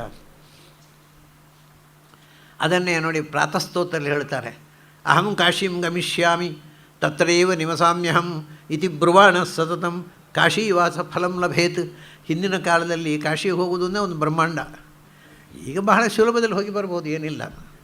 ಆದರೆ ಹಿಂದೆ ಕಾಶಿಗೆ ಬದಲಿಗೆ ಹೋಗೋದು ಅಂದರೆ ಜೀವನದಲ್ಲಿ ಒಮ್ಮೆ ಹೋಗೋದು ಬಹಳ ದೊಡ್ಡ ಸಂಗತಿ. ಅದರಿಂದ ಕಾಶಿಗೆ ಹೋಗ್ಲಿಕ್ಕೆ ಆಗಲಿಲ್ಲ ಅಂತ ಒಬ್ಬರಿಗೆ. ಆದರೆ ಅವರಿಗೆ ಯಾವಾಗಲೂ ಮನೆಯಲ್ಲಿ ಹೇಳೋದಂತೆ, ನನಗೆ ಒಮ್ಮೆ ಸಾಯೋದ್ರ ಮುಂಚೆ ಒಮ್ಮೆ ಕಾಶಿಗೆ ಹೋಗಬೇಕು, ಹೋದರೆ ಮತ್ತೆ ಬರೋದಿಲ್ಲ, ಅಲ್ಲೇ ಇದ್ದುಬಿಡ್ತೇನೆ ನಾನು. ಒಮ್ಮೆ ಹೋಗಿ ಅಹಂ ಕಾಶಿಂ ಗಮಿಷ್ಯಾಮಿ ತತ್ರೈವ ನಿವಸಾಮಿ ಹಾಗೆ ಹೇಳ್ತಾ ಸತ್ತ. ಕಾಶಿಗೆ ಹೋಗಲೇ ಇಲ್ಲ. ಅವನಿಗೆ ಕಾಶಿಗೆ ಹೋದ ಪುಣ್ಯ ಬಂತು ಅಂತ ಹೇಳಿದರು. ಯಾಕೆಂದರೆ ಮಾನಸಿಕವಾಗಿ ಅವರು ಕಾಶಿಯಲ್ಲೇ ಇದ್ದ, ದೇಹ ಮಾತ್ರ ಊರಲ್ಲಿತ್ತು, ಮನಸ್ಸು ಕಾಶಿಯಲ್ಲಿತ್ತು. ಅದರಿಂದ ನಮ್ಮ ಪುಣ್ಯ ಪಾಪಗಳಿಗೆ ಮಾನದಂಡ ಯಾವುದು ಗೊತ್ತುಂಟ? ಫಿಸಿಕಲ್ ಆ್ಯಕ್ಷನ್ ಅಲ್ಲ, ಮೆಂಟಲ್ ಇನ್ವಾಲ್ವ್ಮೆಂಟ್. ಮಾನಸಿಕವಾಗಿ ನೀನು ಕಾಶಿಯಲ್ಲೇ ಇದೆಯಲ್ಲ, ಕಾಶಿಗೆ ಹೋದ ಪುಣ್ಯ ಬಂತು ನಿನಗೆ ಅಂದರು. ಇಡೀ ಧರ್ಮ ಅನ್ನೋದು ಸೈಕಾಲಜಿ. ಧರ್ಮ ಅನ್ನೋದು ಸೈಕಾಲಜಿ, ಅದೊಂದು ಮನಃಶಾಸ್ತ್ರ. ಬಹಳ ಜನರಿಗೆ ಧರ್ಮ ಆಚರಿಸೋರೆ ಹೊರಗಿನ ವೇಷವೇ ಧರ್ಮ, ಸೈಕಾಲಜಿಯಿಂದ ಗೊತ್ತೇ ಇಲ್ಲ. ಬರೀ ಮಾನಸಿಕ ಸ್ಥಿತಿಯನ್ನು, ಧರ್ಮ ಅಂದರೆ ನಮ್ಮ ಮನಸ್ಸನ್ನು ನಾವು ತರಬೇತಿ ಮಾಡೋದು ಹೇಗೆ ಅಂತ, ಸೈಕೋಥೆರಪಿ ಧರ್ಮ ಶಾಸ್ತ್ರಗಳು ನಮ್ಮಲ್ಲಿ. ಯಾಕೆಂದರೆ ನಮ್ಮಲ್ಲಿ ನೋಡಿ, ಫಿಲಾಸಫಿ ಅಂತ ಇದೆ, ಸೈಕಾಲಜಿ ಅಂತ ಒಂದು ಸಬ್ಜೆಕ್ಟ್ ಇಲ್ಲ. ನೀವು ವೆಸ್ಟಿಗೆ ಹೋದರೆ ಅಲ್ಲಿ ನೀವು ಸೈಕಾಲಜಿಯಲ್ಲಿ ಎಮ್ ಎ ಮಾಡ್ಬೋದು, ಫಿಲಾಸಫಿಯಲ್ಲಿ ಎಮ್ ಎ ಮಾಡ್ಬೋದು. ನಮ್ಮಲ್ಲಿ ಸಂಸ್ಕೃತದಲ್ಲಿ ಫಿಲಾಸಫಿಯೇ ಸೈಕಾಲಜಿ, ಬೇರೆ ಸೈಕಾಲಜಿ ಸಬ್ಜೆಕ್ಟ್ ಇಲ್ಲ. ಈಗ ಕಷ್ಟ ಆಗಿರೋದು ಫಿಲಾಸಫಿ ಸೈಕಾಲಜಿ ಅಂತ ಗೊತ್ತಿಲ್ಲದೇ ಇದ್ದವರು ಫಿಲಾಸಫಿ ಓದಿ ಅಥವಾ ಸೈಕಾಲಜಿ ಇಲ್ಲ ಇತ್ತು ಫಿಲಾಸಫಿ ಇಲ್ಲ ಅಂತ ಮಾಡ್ತಾಯಿದ್ದಾರೆ. ಇಡೀ ವೇದಾಂತ ಅದು ಒಂದು ಮನಃಶಾಸ್ತ್ರದ, ಇಡೀ Bhagavad Gita it's a beautiful psychology. ಆದರೆ ಪಾಶ್ಚಾತ್ಯರಿಗೆ ಇದು ಅರ್ಥ ಆಗಿದೆ. ನಾನು ಹಿಂದೆ ಹೇಳಿದ್ದೆ, ನಾನು ಫಸ್ಟು ಅಲ್ಲಿ ಅಮೇರಿಕೆಗೆ ಹೋದಾಗ ಅಲ್ಲಿ ಏರೋಡ್ರೋಮಿಂದ ಹೊರಗೆ ಬರಬೇಕಲ್ಲ, ಹೊರಗೆ ಬರಬೇಕಾದಾಗ ಅಲ್ಲಿ ಏನು ಬಂದದ್ದು ಕೇಳಿದ ನಾನು ಇಲ್ಲಿ ಒಂದು ಕಾನ್ಫರೆನ್ಸ್ ಆಗ್ತಾಯಿದೆಯಪ್ಪ, ಅದಕ್ಕೋಸ್ಕರ ಬಂದದ್ದು. ಏನು ಕಾನ್ಫರೆನ್ಸು? WCRP. ಅವನಿಗೇನು ಅರ್ಥ ಆಗಬೇಕು? What is the WCRP? World conference on religion and peace. ಹೌದಾ, ನೀವು ಯಾವ ರಿಲಿಜನ್ ರಿಪ್ರೆಸೆಂಟ್ ಮಾಡೋರು ಕೇಳಿದೆ. ಅಷ್ಟಾದ್ರೆ ಕುತೂಹಲ ಬಂತು ಅವನಿಗೆ. ನಾನು ಇಂಡಿಯಾದಿಂದ, ಭಾರತದಿಂದ ಬಂದವ, ಅದರಿಂದ ಭಾರತೀಯ ಧರ್ಮವನ್ನು, ಭಾರತೀಯ ತತ್ವಶಾಸ್ತ್ರವನ್ನು ರೆಪ್ರೆಸೆಂಟ್ ಮಾಡ್ತೇನೆ ನಾನು. ಅಷ್ಟು ಕೇಳಿದವುಗಳೇ ಅವನು ಹೇಳಿದೇನು ಗೊತ್ತುಂಟ? Then you must be knowing Bhagavad Gita. ಹಾಗಾಗಿ ನೀವು ಭಗವದ್ಗೀತೆ ಗೊತ್ತಿರಬೇಕಲ್ವ ಅಂದ. ಇವರೇ ಅದನ್ನು ಓದಿ ತಪ್ಪಿಗೆ ಕರೆದಿದ್ದ, ಹಿಡಿದ್ರೆ ಯಾಕೆ ಕರಿತಿದ್ರು? ನಾನು ಮಾಡಿ ತಪ್ಪೇ ಇರೋದ್ರೆ ಭಗವದ್ಗೀತೆ ಓದಿದ್ದು, ಅದಕ್ಕೆ ಕರೆದಿದ್ದಾರೆ ಇಲ್ಲಿ. ಅಷ್ಟು ಹೇಳಿದ ಮೇಲೆ ಅವನು ಹೇಳಿದ ಮಾತು ನೋಡಿ, ನಮ್ಮಲ್ಲಿ ಈ ವಿಷಯ ನಮ್ಮ ಹುಡುಗರಿಗೆ ಅದನ್ನು ಹೇಳಿದರೂ ಅರ್ಥ ಆಗೋಲ್ಲ. ಅವನ it is a wonderful text on psychology. Bhagavad Gita ಅಂದರೆ ಒಂದು ಅದ್ಭುತವಾದ ಗ್ರಂಥ. I have also gone through it. ಅವನನ್ನು ನಾನು ಓದಿದ್ದೇನೆ. ಇದೊಂದು ಅದ್ಭುತವಾದ ಮನಃಶಾಸ್ತ್ರೀಯ ಗ್ರಂಥ. ನಾವು ಅದು ಸುಮ್ಮನೆ ಪೂಜೆ ಮಾಡೋದು, ಕೆನ್ನೆ ತಟ್ಟಿ. ಅದು ಮನಃಶಾಸ್ತ್ರೀಯ ಗ್ರಂಥ ಅಂತಲೂ ಗೊತ್ತಿಲ್ಲ. ಸುಮ್ಮನೆ ಬೈಂಡಿಗೆ ಗಂಧ ಹಚ್ಚೋದು, ಕೆನ್ನೆ ತಟ್ಟಿಕೊಳ್ಳೋದು. ಅದರ ಒಳಗಿರತಕ್ಕಂಥ ಮನಃಶಾಸ್ತ್ರೀಯವಾದ ಒಂದು psycho analysis of human race ಅದ್ಭುತವಾಗಿ ಮಾಡಿದ್ದಾರೆ ಕೃಷ್ಣ. ಅದನ್ನು ನಾವು ಅರ್ಥ ಮಾಡಿಕೊಳ್ಳುವುದಿಲ್ಲ, ಬಾಳ್ನಲ್ಲಿ ಉಪಯೋಗಿಸ್ಕೊಳ್ಳೋದಿಲ್ಲ. ಅದನ್ನು ಪಾಶ್ಚಾತ್ಯರು ಮಾಡ್ತಾಯಿದ್ದಾರೆ. ಅವನಿಷ್ಟು ಸಂತೋಷ ಆಯಿತು ಅಂದರೆ ಅದು ಬಹಳ ಅದ್ಭುತವಾದಂಥ ಮನಃಶಾಸ್ತ್ರೀಯ ಗ್ರಂಥ. ಅಷ್ಟೇ ಅಲ್ಲ, ಅವನು ನನ್ನ ಮೇಲೆ ರೆಸ್ಪೆಕ್ಟ್ ಅವನಿಗೆ. ಇಲ್ಲಿ ಭಗವದ್ಗೀತೆ ಓದಿದ್ದರಿಂದ ಯಾರೂ ಒಂದು 5 ಪೈಸೆ ಬೆಲೆ ಕೊಡೋಲ್ಲ. ಅಲ್ಲಿ ಗೌರವ. ಅವನು ಹೇಳ್ತಾನೆ, ನಿಮ್ಮನ್ನು ನಾನು ಚೆಕ್ ಯಾಕೆ ಮಾಡಬೇಕು? ನೀವು ಭಗವದ್ಗೀತೆ ಓದಿದವರು, ನಿಮ್ಮನ್ನು ಚೆಕ್ ಮಾಡೋದಿಲ್ಲ, ಹೋಗಿ ಇಂದ. ಅಷ್ಟು ಗೌರವ ಅಲ್ಲಿ. ನೀವು ಭಗವದ್ಗೀತೆ ಓದಿದವರು, ಭಗವದ್ಗೀತೆಯನ್ನು ಜಗತ್ತಿಗೆ ಕೊಟ್ಟ ದೇಶದಿಂದ ಬಂದವರು, ನಿಮ್ಮನ್ನು ಚೆಕ್ ಮಾಡಬಾರ್ದು, ಹೋಗಿ ಅಂತಾನೆ. ಇಷ್ಟು ರೆಸ್ಪೆಕ್ಟ್ ಇದೆ ಆ ಗ್ರಂಥಕ್ಕೆ. ಆಮೇಲೆ ನೀವು ಎಲ್ಲರೂ ಅಲ್ಲಿ ಚರ್ಚ್ಗಳಿಗೆ ಹೋದರೆ, ಸುಮ್ಮನೆ ನಾವು ವಿಸಿಟರ್ಸ್ ಹೋಗ್ತೇವೆ ಚರ್ಚ್ಗಳಿಗೆ, ಆ ಚರ್ಚಿನಲ್ಲಿ ಫಾದರ್ಸ್ ಇರ್ತಾರಲ್ಲ, ಅವರು ಹೋದಕೊಳ್ಳೆ ನಮ್ಮ ಹತ್ರ ಕೇಳಿದ್ರು, ವಿ ಹ್ಯಾವ್ ಎ ಡೌಟ್ ಎಂದು ಭಗವದ್ಗೀತೆ ಒಂದು ಶ್ಲೋಕದ ಅರ್ಥ ಹೇಳ್ತಾರೆ. ಇವು ಹೋದವರು ಭಗವದ್ಗೀತೆಯನ್ನು ನೋಡಿರೋದಿಲ್ಲ, ಇವರು ಭಾರತೀಯರು ನೋಡಿ ಓದೇ ಇರೋದಿಲ್ಲ ಅದನ್ನು. ಅವರು ಭಗವದ್ಗೀತೆ ಒಂದು ಶ್ಲೋಕ ನಮ್ಗೆ ಅರ್ಥ ಆಗಲಿಲ್ಲ, ದಯವಿಟ್ಟು ಹೇಳಿ ಅಂತ. ಅವರು ಚರ್ಚಿನಲ್ಲಿ ಕೂತ್ಕೊಂಡು ಭಗವದ್ಗೀತೆ ಸ್ಟಡಿ ಮಾಡಿ ಬಂದವರ ಹತ್ರ ಅರ್ಥ ಕೇಳ್ತಾರೆ. ಅಂದರೆ ಅಷ್ಟು ಆ ಒಂದು ಕ್ಯೂರಿಯಾಸಿಟಿಯನ್ನು ಕ್ರಿಯೇಟ್ ಮಾಡಿದೆ ವಿದೇಶಿಯರಲ್ಲಿ ಭಗವದ್ಗೀತೆ. ನಮ್ಮದು ಜಡ್ಡು ಕಟ್ಟಿದ್ದ ತಲೆ, ನಮಗೇನೂ ಆಗೋದಿಲ್ಲ, ಸುಮ್ಮನೆ ಗಂಧ ಹಚ್ಚುವುದು, ಪೂಜೆ ಮಾಡೋದು ಅಷ್ಟೇ. ಹಾಗಾಗಿ ಆ ಕೃಷ್ಣ ಅಲ್ಲಿ ಹೇಳಿದ ಸೈಕಾಲಜಿಯನ್ನು ಅದನ್ನೇ ಹೇಳಿದೆ. ಮಾಚ್ಛಿದ ಅಂತ ನನ್ನ ಅದು ಮುಂದೆ ಎಂದೋ ಆಗುತ್ತೆ, ಅದು ಬೇರೆ. ವೇಸ್ಟ್ ಆಗೋದಿಲ್ಲ ಬೇರೆ, ಆದರೆ ಈ ಲೈಫು ವೇಸ್ಟ್ ಆಯ್ತಲ್ಲ. ನನ್ನ ಸಾಧನೆಯನ್ನು ಮಧ್ಯದಲ್ಲೇ ತುಂಡರಿಸಬೇಡ. ಮಾಚ್ಛಿದ. ಮತ್ತೆ ಎರಡನೇ ಅದನ್ನು ಮಾವಧೀಹಿ, ತುಂಡರಿಸಿ ಎರಡು ಥರ ನೋಡಿ, ತುಂಡಾಗಿ ಅದು ಎಷ್ಟೋ ಸಮಯ ಅದರ ಮೇಲೆ ನಂಬಿಕೆ ಹೊರಟೋಗಿ ಆಮೇಲೆ ಪುನಃ ಪಶ್ಚಾತ್ತಾಪಿಗೆ 60ನೇ ಶಾಂತಿ ಆದಮೇಲೆ ಶುರು ಮಾಡೋರಿದ್ದಾರೆ ಕೆಲವರು. ಆಮೇಲೆ ವೇದಾಂತದ ಹುಚ್ಚಿ ಹಿಡಿಯೋದು 60ನೇ ಶಾಂತಿ ಆದಮೇಲೆ. ಅಲ್ಲಿ ತನಕ ಅಯ್ಯೋ ವೇದಾಂತ ಯಾರಿಗೆ ಬೇಕ್ರಿ, 60ನೇ ಶಾಂತಿ ಆದಮೇಲೆ ಭಾರಿ ವೇದಾಂತಿಗಳಾಗ್ಬಿಡ್ತಾರೆ ಕೆಲವರು. ಅದಕ್ಕೆ ಅಂದರೆ ಮೊದಲು ಕತ್ತರಿಸಿ ಮತ್ತೆ ಪುನಃ ಅಂಟಿಸಿಬಿಡ್ತಾನೆ. ಇಲ್ಲರಲ್ಲಿ ಕೆಲವರಿಗೆ ಸಾಯೋತನಗೂ ಈ ಪಶ್ಚಾತ್ತಾಪವೇ ಆಗೋದಿಲ್ಲ, ಅಧ್ಯಾತ್ಮ ಓದಲಿಲ್ಲ ಅಂತ. ಅದಕ್ಕೆ ಮಾವಧಿ ಅದನ್ನು ಸಾಯಿಸೇ ಬಿಡ್ತಾನೆ. ಆ ವೇದಾಂತದ ಹುಚ್ಚನ್ನು ಸಾಯಿಸೇ ಬಿಡ್ತಾನೆ, ಅವನ ಸಾಧನೆಯ ಬಲವನ್ನು ಸಾಯಿಸೇ ಬಿಡ್ತಾನೆ. ಎರಡು ವಿಧವು ನನ್ನ ಬದುಕಿನಲ್ಲಿ ಆಗಬಾರ್ದು. ಒಂದು ಮಧ್ಯದಲ್ಲಿ ತುಂಡರಿಸಬೇಡ, ಮತ್ತು ಎಂದೆಂದು ಮತ್ತೆ ಚಿಗುರದಂತೆ ಸಾಯಿಸಬೇಡ. ಮುಂದಿನ ಜನ್ಮದಲ್ಲಿ ಚಿಗುರೋದಲ್ಲ, ಈ ಜನ್ಮದಲ್ಲಿ ಎಂದೂ ಚಿಗುರದಂತೆ ಸಾಯಿಸಬೇಡ. ಅನೇಕ ಮಂದಿಯನ್ನು ನೋಡಿದ್ದೇನೆ ನಾನು. ಅವರು ಪ್ರಾರಂಭದಲ್ಲಿ ನಾನು ದೇವರನ್ನು ನಂಬೋಲ್ಲ, ಇದೆಲ್ಲ ಮೂರ್ಖತನಾಗಿ ನಂಬಿಕೆ ಇಲ್ಲ ಅಂತ ಹೇಳ್ತಾ ಇದ್ದವರು ಕ್ರಮೇಣ ಅಂದರೆ ವಯಸ್ಸಾದ ಮೇಲೆ ಅದು, ಯಾಕಂದರೆ ದೇವರನ್ನು ನಂಬಿದ್ದೇ ಮನುಷ್ಯ ತನಗೆ ತಾನು ಬಯಸಿದ್ದನ್ನು ಮಾಡಲಿಕ್ಕೆ ಆಗುವುದಿಲ್ಲ ಅಂದರೆ ಯಾವುದೋ ಒಂದು ನಿಯಂತ್ರಿಸುವ ಶಕ್ತಿ ಇದೆ ಅನ್ನುವಂಥದ್ದು. ಅದು ಮುದುಕರಾದಾಗ ಹೆಚ್ಚು ಹೆಚ್ಚು ಗೊತ್ತಾಗುತ್ತೆ ತಾನು ಪರಾಧೀನ ಅನ್ನೋದು. ನಾನು ಡಿಪೆಂಡೆಂಟು, ನಾನು ಇನ್ನೊಬ್ಬರು ಆವಾಗ ದೇವರ ನೆನಪು ಜಾಸ್ತಿ ಆಗಲಿ ಶುರುವಾಗತ್ತೆ. ಅದಕ್ಕಿಂತಲೂ ಹೆಚ್ಚು ಇನ್ನು ಸಾಯ್ಲಿಕ್ಕೆ ಹತ್ತಿರ ಆದಾಗ ಇನ್ನು ಪರಲೋಕದಲ್ಲಿ ದೇವರು ನೀನು ನಂಬಲಿಲ್ಲ, ನಿನಗೆ ಒಂದು ಕೈ ನೋಡ್ತೇನೆ ಅಂತ ಹೇಳಿಬಿಟ್ರೆ ಹೆದರಿಕೆ ಶುರು. ಇದೆಲ್ಲ ಹೆದರಿಕೆಯಿಂದ ದೇವರನ್ನು ನಂಬೋದು ನಾವು. ಅದಕ್ಕೆ ಆ 60ನೇ ನೋಡಿ ಬಹಳ ಅಂದರೆ ಆ ಮನಸ್ಸು ಮಾಗುತ್ತಾ. ನಿಮಗೆ ನಮ್ಮ ಕರ್ನಾಟಕದ ಹೆಮ್ಮೆಯ ವ್ಯಕ್ತಿ ಶಿವರಾಮ್ ಕಾರಂತರು, ಅವರು ದೇವರನ್ನು ನಂಬ್ತಿರಲಿಲ್ಲ ಮೊದಲು.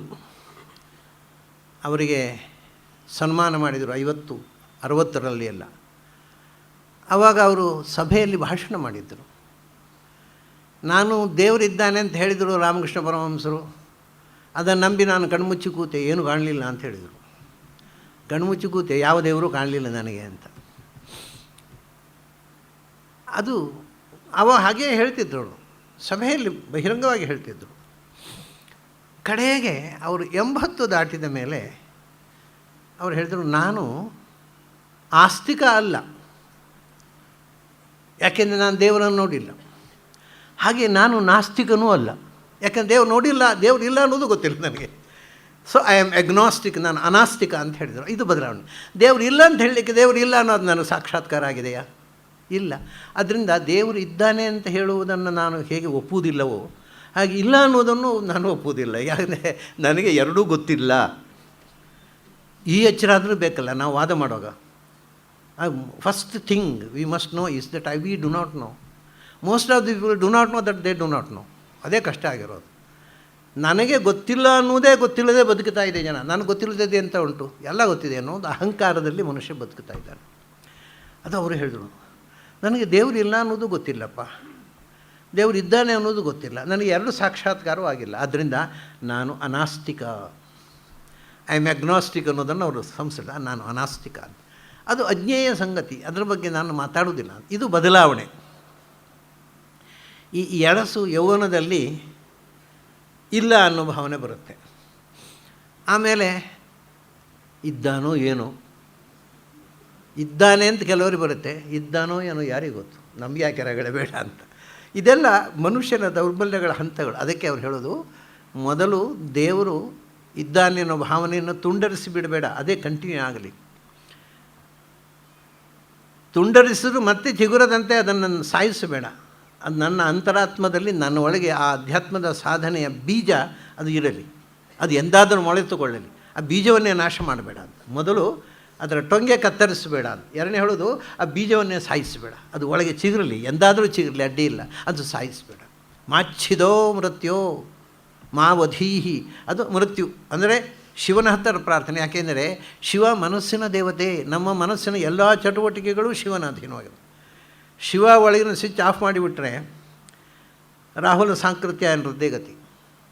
ಯಾವ ನಂಬಿಕೆ ಇಲ್ಲ. ಕೊನೆಗೆ ಏನಾಯಿತು, ಕೊನೆಗಾಲ ಅವರಿಗೆ ಪ್ರಾಯ ಪಶ್ಚಾತ್ತಾಪ ಆಯಿತು, ತಾನು ದುಡುಕಿದೆ, ತಾನು ಅಧ್ಯಾತ್ಮದ ಬಗ್ಗೆ ತನ್ನ ನಿರ್ಧಾರ ತಪ್ಪಾಯಿತು ಅಂತ ಕೊನೆಗೆ ಖಂಡಿತು ಕಾಣುತ್ತೆ ಅವರಿಗೆ. ಆದರೆ ಅವರಿಗೆ ಅದು ತಪ್ಪಾಯಿತು ಅಂತ ಹೇಳಿಕೊಳ್ಳಿಕ್ಕೂ ಆಗದಂಥ ಸ್ಥಿತಿ ಕೊಟ್ಟ ಭಗವಂತ. ಏನು ರಿಯಾಕ್ಷನೇ ಇಲ್ಲ, ಕೇಳಿದರೆ ಮಾತಿಲ್ಲ, ಕಥೆ ಇಲ್ಲ, ಬ್ಲ್ಯಾಂಕ್ ಆಗಿಬಿಟ್ರು. ಯಾರ ಹೋದರೆ ಸುಮ್ಮನೆ ಗಳಗಳ ಅಳೋದು, ಪಶ್ಚಾತ್ತಾಪ. ಅದಕ್ಕೆ ಮಾಚ್ಛಿದೋ ಮೃತ್ಯೋ ಮಾ ವಧೀಹಿ. ಅದಕ್ಕೆ ಅವನ ಮಾ ಮೇ ಬಲಂ ಪ್ರವೃಹ. ಪ್ರವೃಹೇತ್ ಅಂದರೆ ಬೇರ್ಪಡಿಸುವುದು. ಅದು ಒಂದು ರೀತಿಯಿಂದ ತುಂಡರಿಸೋ ಹಾಗೆ. ತುಂಡರಿಸುವುದು ಬೇರೆ. ಇವಾಗ ತುಂಡರಿಸುವುದು ಈಗ ಅದನ್ನು ತುಂಡು ಮಾಡಿ ಬಿಡೋದು. ಬೇರ್ಪಡಿಸುವುದೀಗ ತುಂಡು ಮಾಡಬೇಕಾಗಿಲ್ಲ. ಈಗ ನಾವು ಪೇಟೆ ಬರುವ ಅಂಗಿ ಹಾಕ್ಕೊಳ್ತೇವೆ, ಮನೆ ಆದಮೇಲೆ ತೆಗೆದಿಡ್ತೇವೆ, ಅದು ಬೇರ್ಪಡಿಸುವುದು. ಅಂದರೆ ಅಂಗಿ ಇಲ್ಲದೆ ನಮ್ಮ ಬದುಕೇ ಇಲ್ಲ ಅನ್ನೋ ಹಾಗಿಲ್ಲ. ಅದು ಇದ್ದರೂ ನಡೀತದೆ, ಇಲ್ಲದಿದ್ರೂ ನಡೀತದೆ. ಮನೆ ಹೋದಾಗ ಸಖ್ಯ ಆದರೆ ತೆಗೆದಿರ್ತೇವೆ ನಾವು. ಪ್ರವೃಹೇತು ಅಂದರೆ ಅದನ್ನು ಬೇರ್ಪಡಿಸುವುದು. ನನ್ನ ಅಧ್ಯಾತ್ಮ ಸಾಧನೆ ನನ್ನಿಂದ ಬೇರ್ಪಡಿಸಬೇಡ ಅಂತ. ಅಂದರೆ ಕೆಲವರಿಗೆ ಅದು ಏನು ಅಂದರೆ, ಕೆಲವರಿಗೆ ಅಧ್ಯಾತ್ಮ ಅಂದರೆ ಅದು ಜೀವನ ಅಲ್ಲ. ಜೀವನದಲ್ಲೇ ಒಂದು ಅಂಗಿ ಹಾಕ್ಕೊಂಡ ಹಾಗೆ ಒಂದು ಅರ್ಧ ಗಂಟೆ ಪೂಜೆ ಜಪ, ಆಮೇಲೆ ಅದು ನಾನು ಅದನ್ನು ಬೇರ್ಪಡಿಸಿಕೊಂಡು ಬದುಕಬಹುದು. ನನ್ನ ಜೀವನದ ಅದು ಅವಿಭಾಜ್ಯವಾದ ಅಂಗ ಅಲ್ಲ. ಮತ್ತು ಅದು ಅಂಗಿ ಹಾಗೆ, ಅಂಗ ಅಲ್ಲ, ಅದು ಅಂಗಿ ಹಾಗೆ. ಬೇಕಾದ್ರೆ ಹಾಕ್ಕೊಳ್ಳೋದು, ಬೇಡ ತೆಗೆದುಬಿಡೋದು. ಹಾಗೆ ನನ್ನ ಅಧ್ಯಾತ್ಮದ ಸಾಧನೆ ಕೆಲವರಿಗೆ ಅದು ಯಾಕೆ ಬೇಕು ಅಂತುಂಟ, ಶೋಭಾಜಿ. 4 ಜನ ಇರುವಾಗ ಭಾರೀ ವೇದಾಂತಿಗಳಂತೆ ವೇಷ ಹಾಕುವುದೇನು, ಮಾತನಾಡುವುದೇನು. ಅವರ ಆಚರಣೆಯಲ್ಲಿ ವೇದಾಂತ ಇಲ್ಲ, ಏನಿಲ್ಲ, ಅವರು ಬೇರೆ ಮನುಷ್ಯ. ಹಾಗೆ ನನ್ನನ್ನು ವೇದಾಂತ ಬೇಕಾದಾಗ ಬಳಸಿಕೊಂಡು ಬೇಡವಾದಾಗ ಕಳಿತಿಡುವಂತೆ ಮಾಡಬೇಡ. ಫಿಲಾಸಫಿ ಅನ್ನೋದು it must be A part of my life. ಅದನ್ನು ತೆಗೆದು ನನ್ನ ಜೀವನಕ್ಕೆ ಸಂಬಂಧ ಇಲ್ಲದ ವಸ್ತುವಾಗಿ ಅದು ಮಾ ಮೇ ಬಲಂ ಪ್ರವೃಹ. ಅದು ನನ್ನ ಬಲ, ಅದು ಆ ಬಲವನ್ನು ಕಳಚಿಡುವಂತೆ ಮಾಡಬೇಡ. ಇದೆಲ್ಲ ನಾವು ಇವತ್ತು ಮಾಡುವಂಥ ಕ್ರಿಯೆಗಳೇ. ಅಧ್ಯಾತ್ಮವನ್ನು ಒಂದು ಕಟ್ಟು ಮಾಡೋದು, ಕಟ್ಟು ಮಾಡಿದ್ರು ಚಿಗುರುತ್ತೆ. ಅದು ಚಿಗುರದಂತೆ ಮಾಡೋದು ಎರಡನೇದ್ದು. ಮೂರನೇದ್ದು ಕಟ್ಟು ಮಾಡಲಿಕ್ಕಿಲ್ಲ, ತೆಗೆದಿಟ್ಟುಬಿಡೋದು. ಬೇಕಾದಾಗ ಹಾಕ್ಕೊಳ್ಳೋದು ಅಧ್ಯಾತ್ಮದ ಅಂಗಿ, ಬೇಡಾದಾಗ ತೆಗೆದಿಬಿಟ್ಟು ಗೂಟದಲ್ಲಿ. ಇದು ಇವತ್ತು ನಡೆಯುವಂಥ ಅಧ್ಯಾತ್ಮ. ಇದು ಏನು 4 ಜನದ ಎದುರಿನಲ್ಲಿ ಒಳ್ಳೆಯ ಅಧ್ಯಾತ್ಮವಾದಿ ಹಾಗೆ ವೇಷ ಹಾಕುವುದೇನು, ಏನು ಕುಣಿಯುವುದೇನು, ಕುಪ್ಪಳಿಸುವುದೇನು, ಇಳಿದ್ರೆ ಏನಿಲ್ಲೇ ಇಲ್ಲ. ಇದು ಹೆಚ್ಚಾಗಿ ಅಧ್ಯಾತ್ಮದ ಅನುಷ್ಠಾನ ಮಾಡುವವರಲ್ಲಿ ಇರತಕ್ಕಂಥ ಸಂಗತಿ. ಅವರಿಗೆ ಅಂತರಂಗದಲ್ಲಿ ಅಧ್ಯಾತ್ಮ ಇಲ್ಲ. 4 ಜನರ ಮುಂದೆ ಅಧ್ಯಾತ್ಮದ ಪ್ರದರ್ಶನ ಬೇಕು. ಅದಕ್ಕೆ ಮಾಮೇ ಬಲಂ ಪ್ರವೃಹ. ಅದನ್ನು ತೆಗೆದಿಡುವಂತೆ, ಪ್ರತ್ಯೇಕ ಇಡುವಂತೆ ಮಾಡಬೇಡ. ಅಧ್ಯಾತ್ಮ ಅಥವಾ ಸ್ಪಿರಿಚುವಲ್ ಥಾಟ್ಸ್ ಅದು ನನ್ನ ಜೀವನದ ಅವಿಭಾಜ್ಯ ಅಂಗ ಆಗಿರಬೇಕು.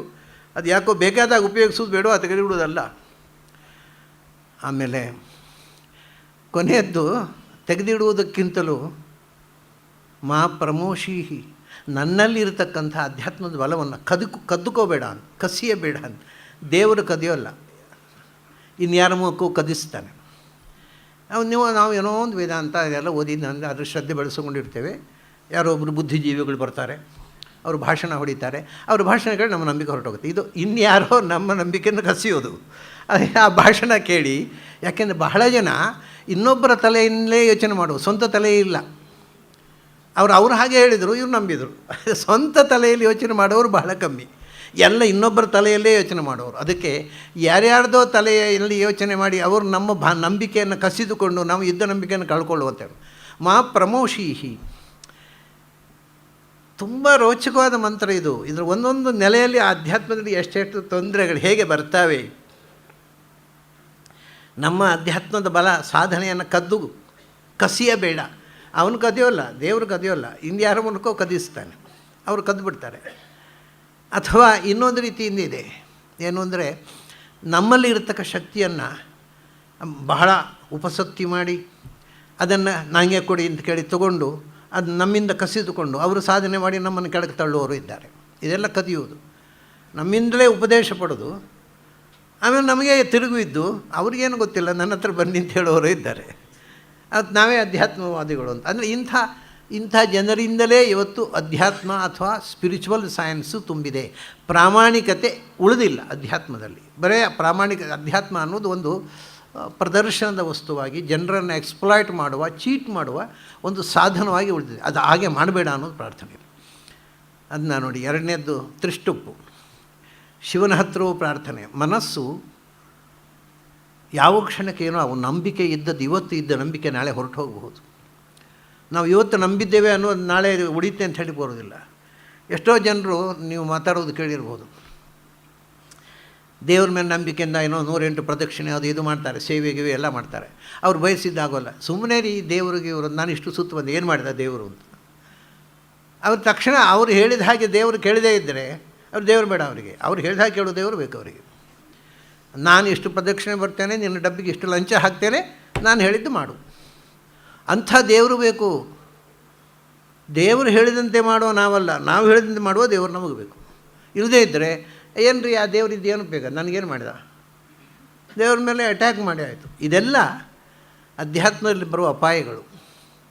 ಅದನ್ನು ಒಂದೊಂದು ಬೇರೆ ಬೇರೆ ಮಾಚ್ಛಿದೋ ಮೃತ್ಯೋ ಮಾವಧೀಹಿ ಮಾಮೇ ಬಲಂ ಪ್ರವೃಹ ಮಾ ಪ್ರಮೋಷೀಹಿ. ಆಮೇಲೆ ಪ್ರಜಾಂ ಮಾಮೇ ರೀರಿಷಃ. ಹಾಗೆ ಮತ್ತೆ ಆಯುರುಗ್ರ. ಪ್ರಜಾಂ ಮಾಮೇ ರೀರಿಷ ಆಯುರುಗ್ರ.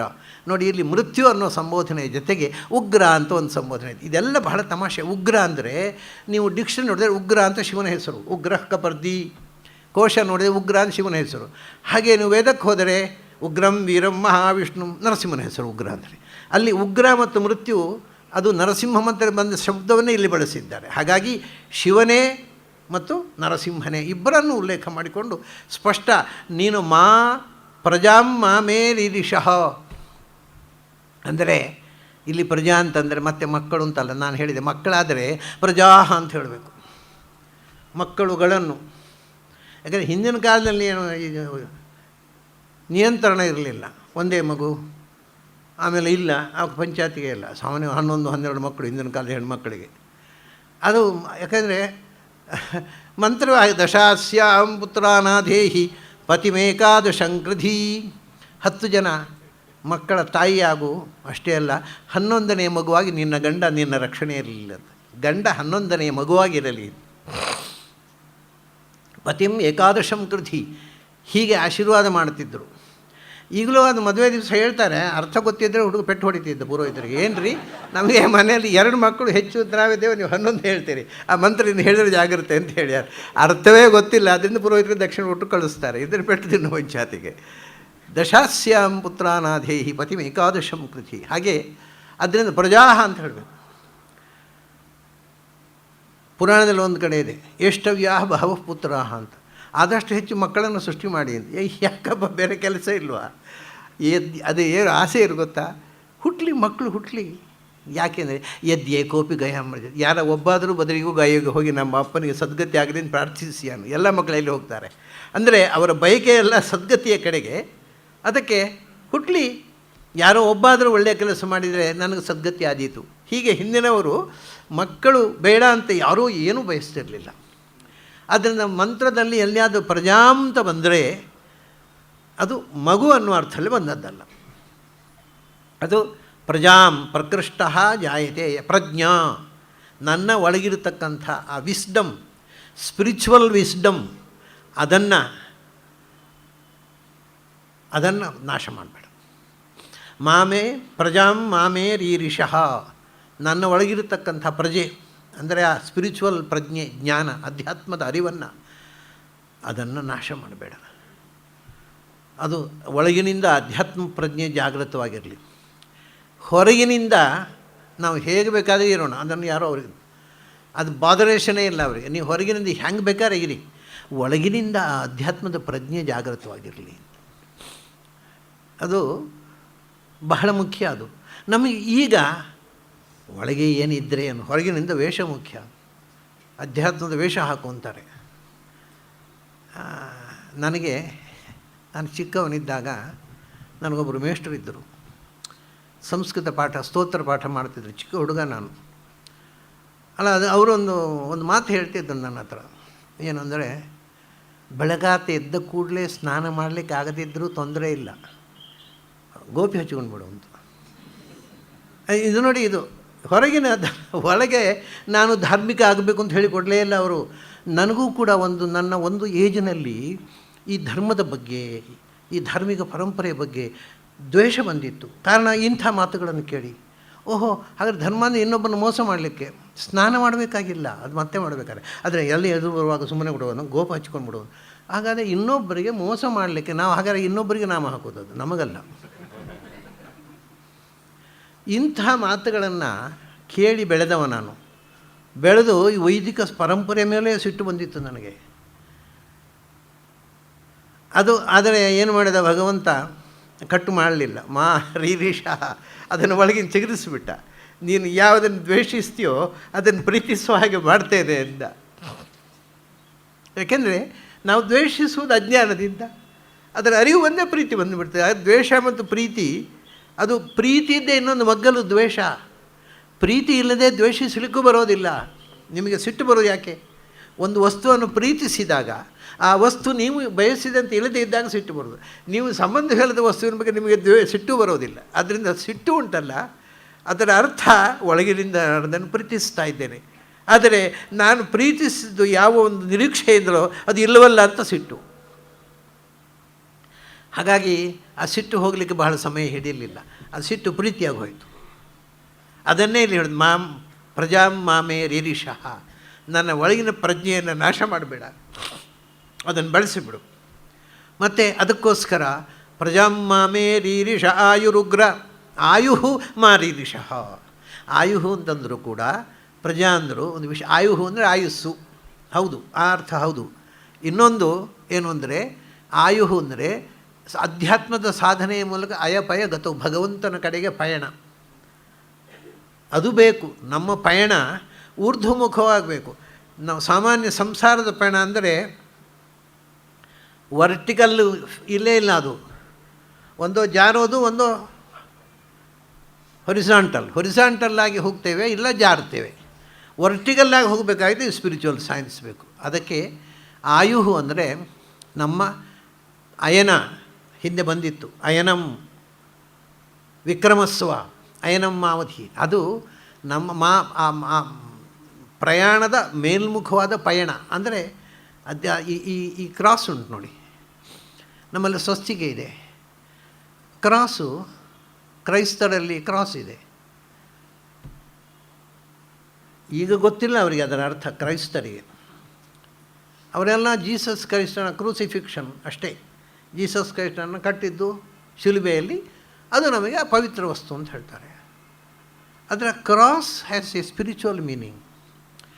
ಅದು ಈ ಗೆರೆ ಉಂಟಲ್ಲ, ಅದು ಹೊರಿಸಾಂಟಲ್ ರಿಲೇಷನ್ಶಿಪ್ಪನ್ನು ಹೇಳ್ತೇನೆ, ಅಂದರೆ ಸೋಷಿಯಲ್ ರಿಲೇಷನ್ಶಿಪ್ಪು. ನನ್ನ ಆಚೆ ಈಚೆ ಇದ್ದವರ ಜೊತೆಗೆ ಚೆನ್ನಾಗಿ ಇರುವುದು, ಇದು ಹೊರಿಸಾಂಟಲ್ ರಿಲೇಷನ್ಶಿಪ್ಪು. ಅಕ್ಕಪಕ್ಕದವರ ಹತ್ರ ಜಗಳ ಮಾಡಿಕೊಂಡು ಹೊಡ್ಕೊಂಡು ಬಡ್ಕೊಂಡು ಬದುಕಬೇಡ, ಎಲ್ಲರನ್ನೂ ಪ್ರೀತಿಸು. ಅಷ್ಟೇ ಸಾಲದು, ಒಂದು ವರ್ಟಿಕಲ್ ಲೈನು ಬೇಕು. That is relationship with god. ನೀನು ದೇವರ ಜೊತೆಗೆ ಸಂಪರ್ಕ ಬೆಳೆಸಿಕೋ. ಈಗ ಕ್ರಾಸಿನ ಅರ್ಥ ಏನು ಅಂದರೆ, ದೇವರ ಜೊತೆಗೆ ಸಂಪರ್ಕ ಬೆಳೆಸಿತು ಅಂತ ಸೋಷಿಯಲ್ ಕಾಂಟ್ಯಾಕ್ಟನ್ನು ಬಿಡಬೇಡ, ಸೋಷಿಯಲ್ ಕಾಂಟ್ಯಾಕ್ಟ್ನಲ್ಲಿ ಇದ್ದೇನೆ ಅಂತ ದೇವರ ಸಂಪರ್ಕವನ್ನು ಬಿಡಬೇಡ. ಎರಡು ಒಟ್ಟಿಗೆ ಸೇರಿದರೆ ಲೈಫ್ ಬಿಕಮ್ಸ್ ಪರ್ಫೆಕ್ಟ್. ಇದು ಇದು ಇದು ಕ್ರಾಸಿನ ಅರ್ಥ. ಅದರಲ್ಲಿ ನೋಡಿ, ಕ್ರಾಸ್ ಮಧ್ಯದಲ್ಲಿಲ್ಲ, ಮೇಲಿದೆ ಹೊರಿಸಾಂಟಲ್ ಲೈನು. ಯಾಕೆಂದರೆ ಅದು ಸ್ಪಿರಿಚುವಲೈಸ್ ಆಗಬೇಕು. ಸಾಮಾಜಿಕ ಸಂಬಂಧವೂ ಕೂಡ ಬರೀ ಸಾಮಾಜಿಕ ಅಲ್ಲ, ಅದು ಅಧ್ಯಾತ್ಮಕ್ಕೆ ಪೂರಕವಾಗಿರಬೇಕು. ಅದನ್ನು ವರ್ಟಿಕಲ್ ಲೈನ್ ಮೇಲ್ಮುಖದಲ್ಲಿದೆ. ಅದನ್ನೇ ಇವರು ಹೇಳೋದು, ಆಯುಹು ಮೇಲ್ಮುಖವಾದ ಪಯಣ. ಪ್ರಜ್ಞೆ ಇದ್ದರೆ ಸಾಲದು, ನಮ್ಮ ಪಯಣ ಮೇಲ್ಮುಖ ಆಗಬೇಕು.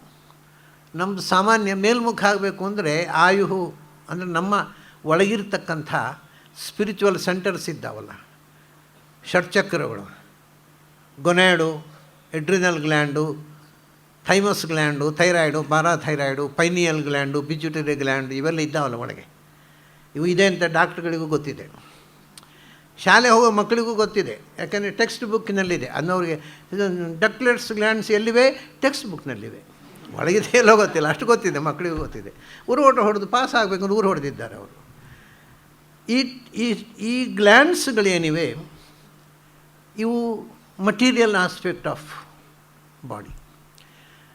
ಅದರ ಹಿಂದೆ ಆ ಗ್ಲ್ಯಾಂಡ್ಸ್ ಅಂದರೆ they are just like bulbs.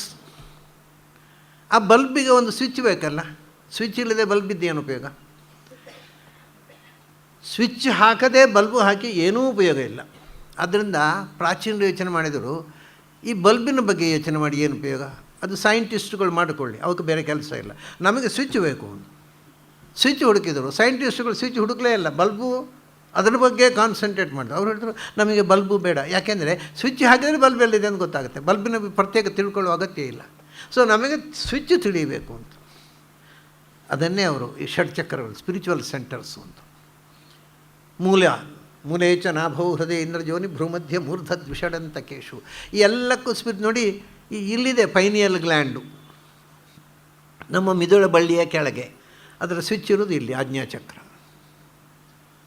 ನಿಮಗೆ ಈ ಸ್ವಿಚ್ ಗೊತ್ತಿಲ್ಲದೆ ಅದು ಇದ್ದರೆ ಏನು ಉಪಯೋಗ ಇಲ್ಲ, ಅದು ಉಂಟಷ್ಟೇ, ಸುಮ್ಮನೆ ಒಳಗಿಂದ ವೇಸ್ಟ್ ಬಾಡಿ. ಪೈನಿಯಲ್ ಗ್ಲ್ಯಾಂಡು ಏನೂ ಉಪಯೋಗ ಇಲ್ಲ, ಕೆಲಸ ಮಾಡ್ತಾ ಇಲ್ಲ ಯಾರಿಗೂ.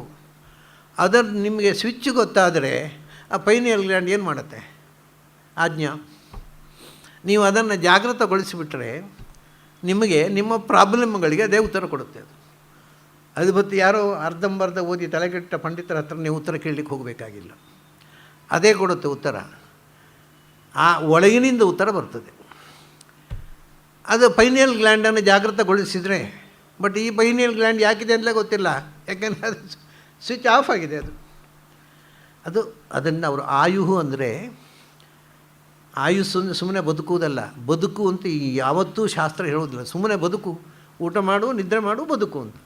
ಅದು ಆ ಊರ್ಧ್ವಮುಖವಾದ ಇದು.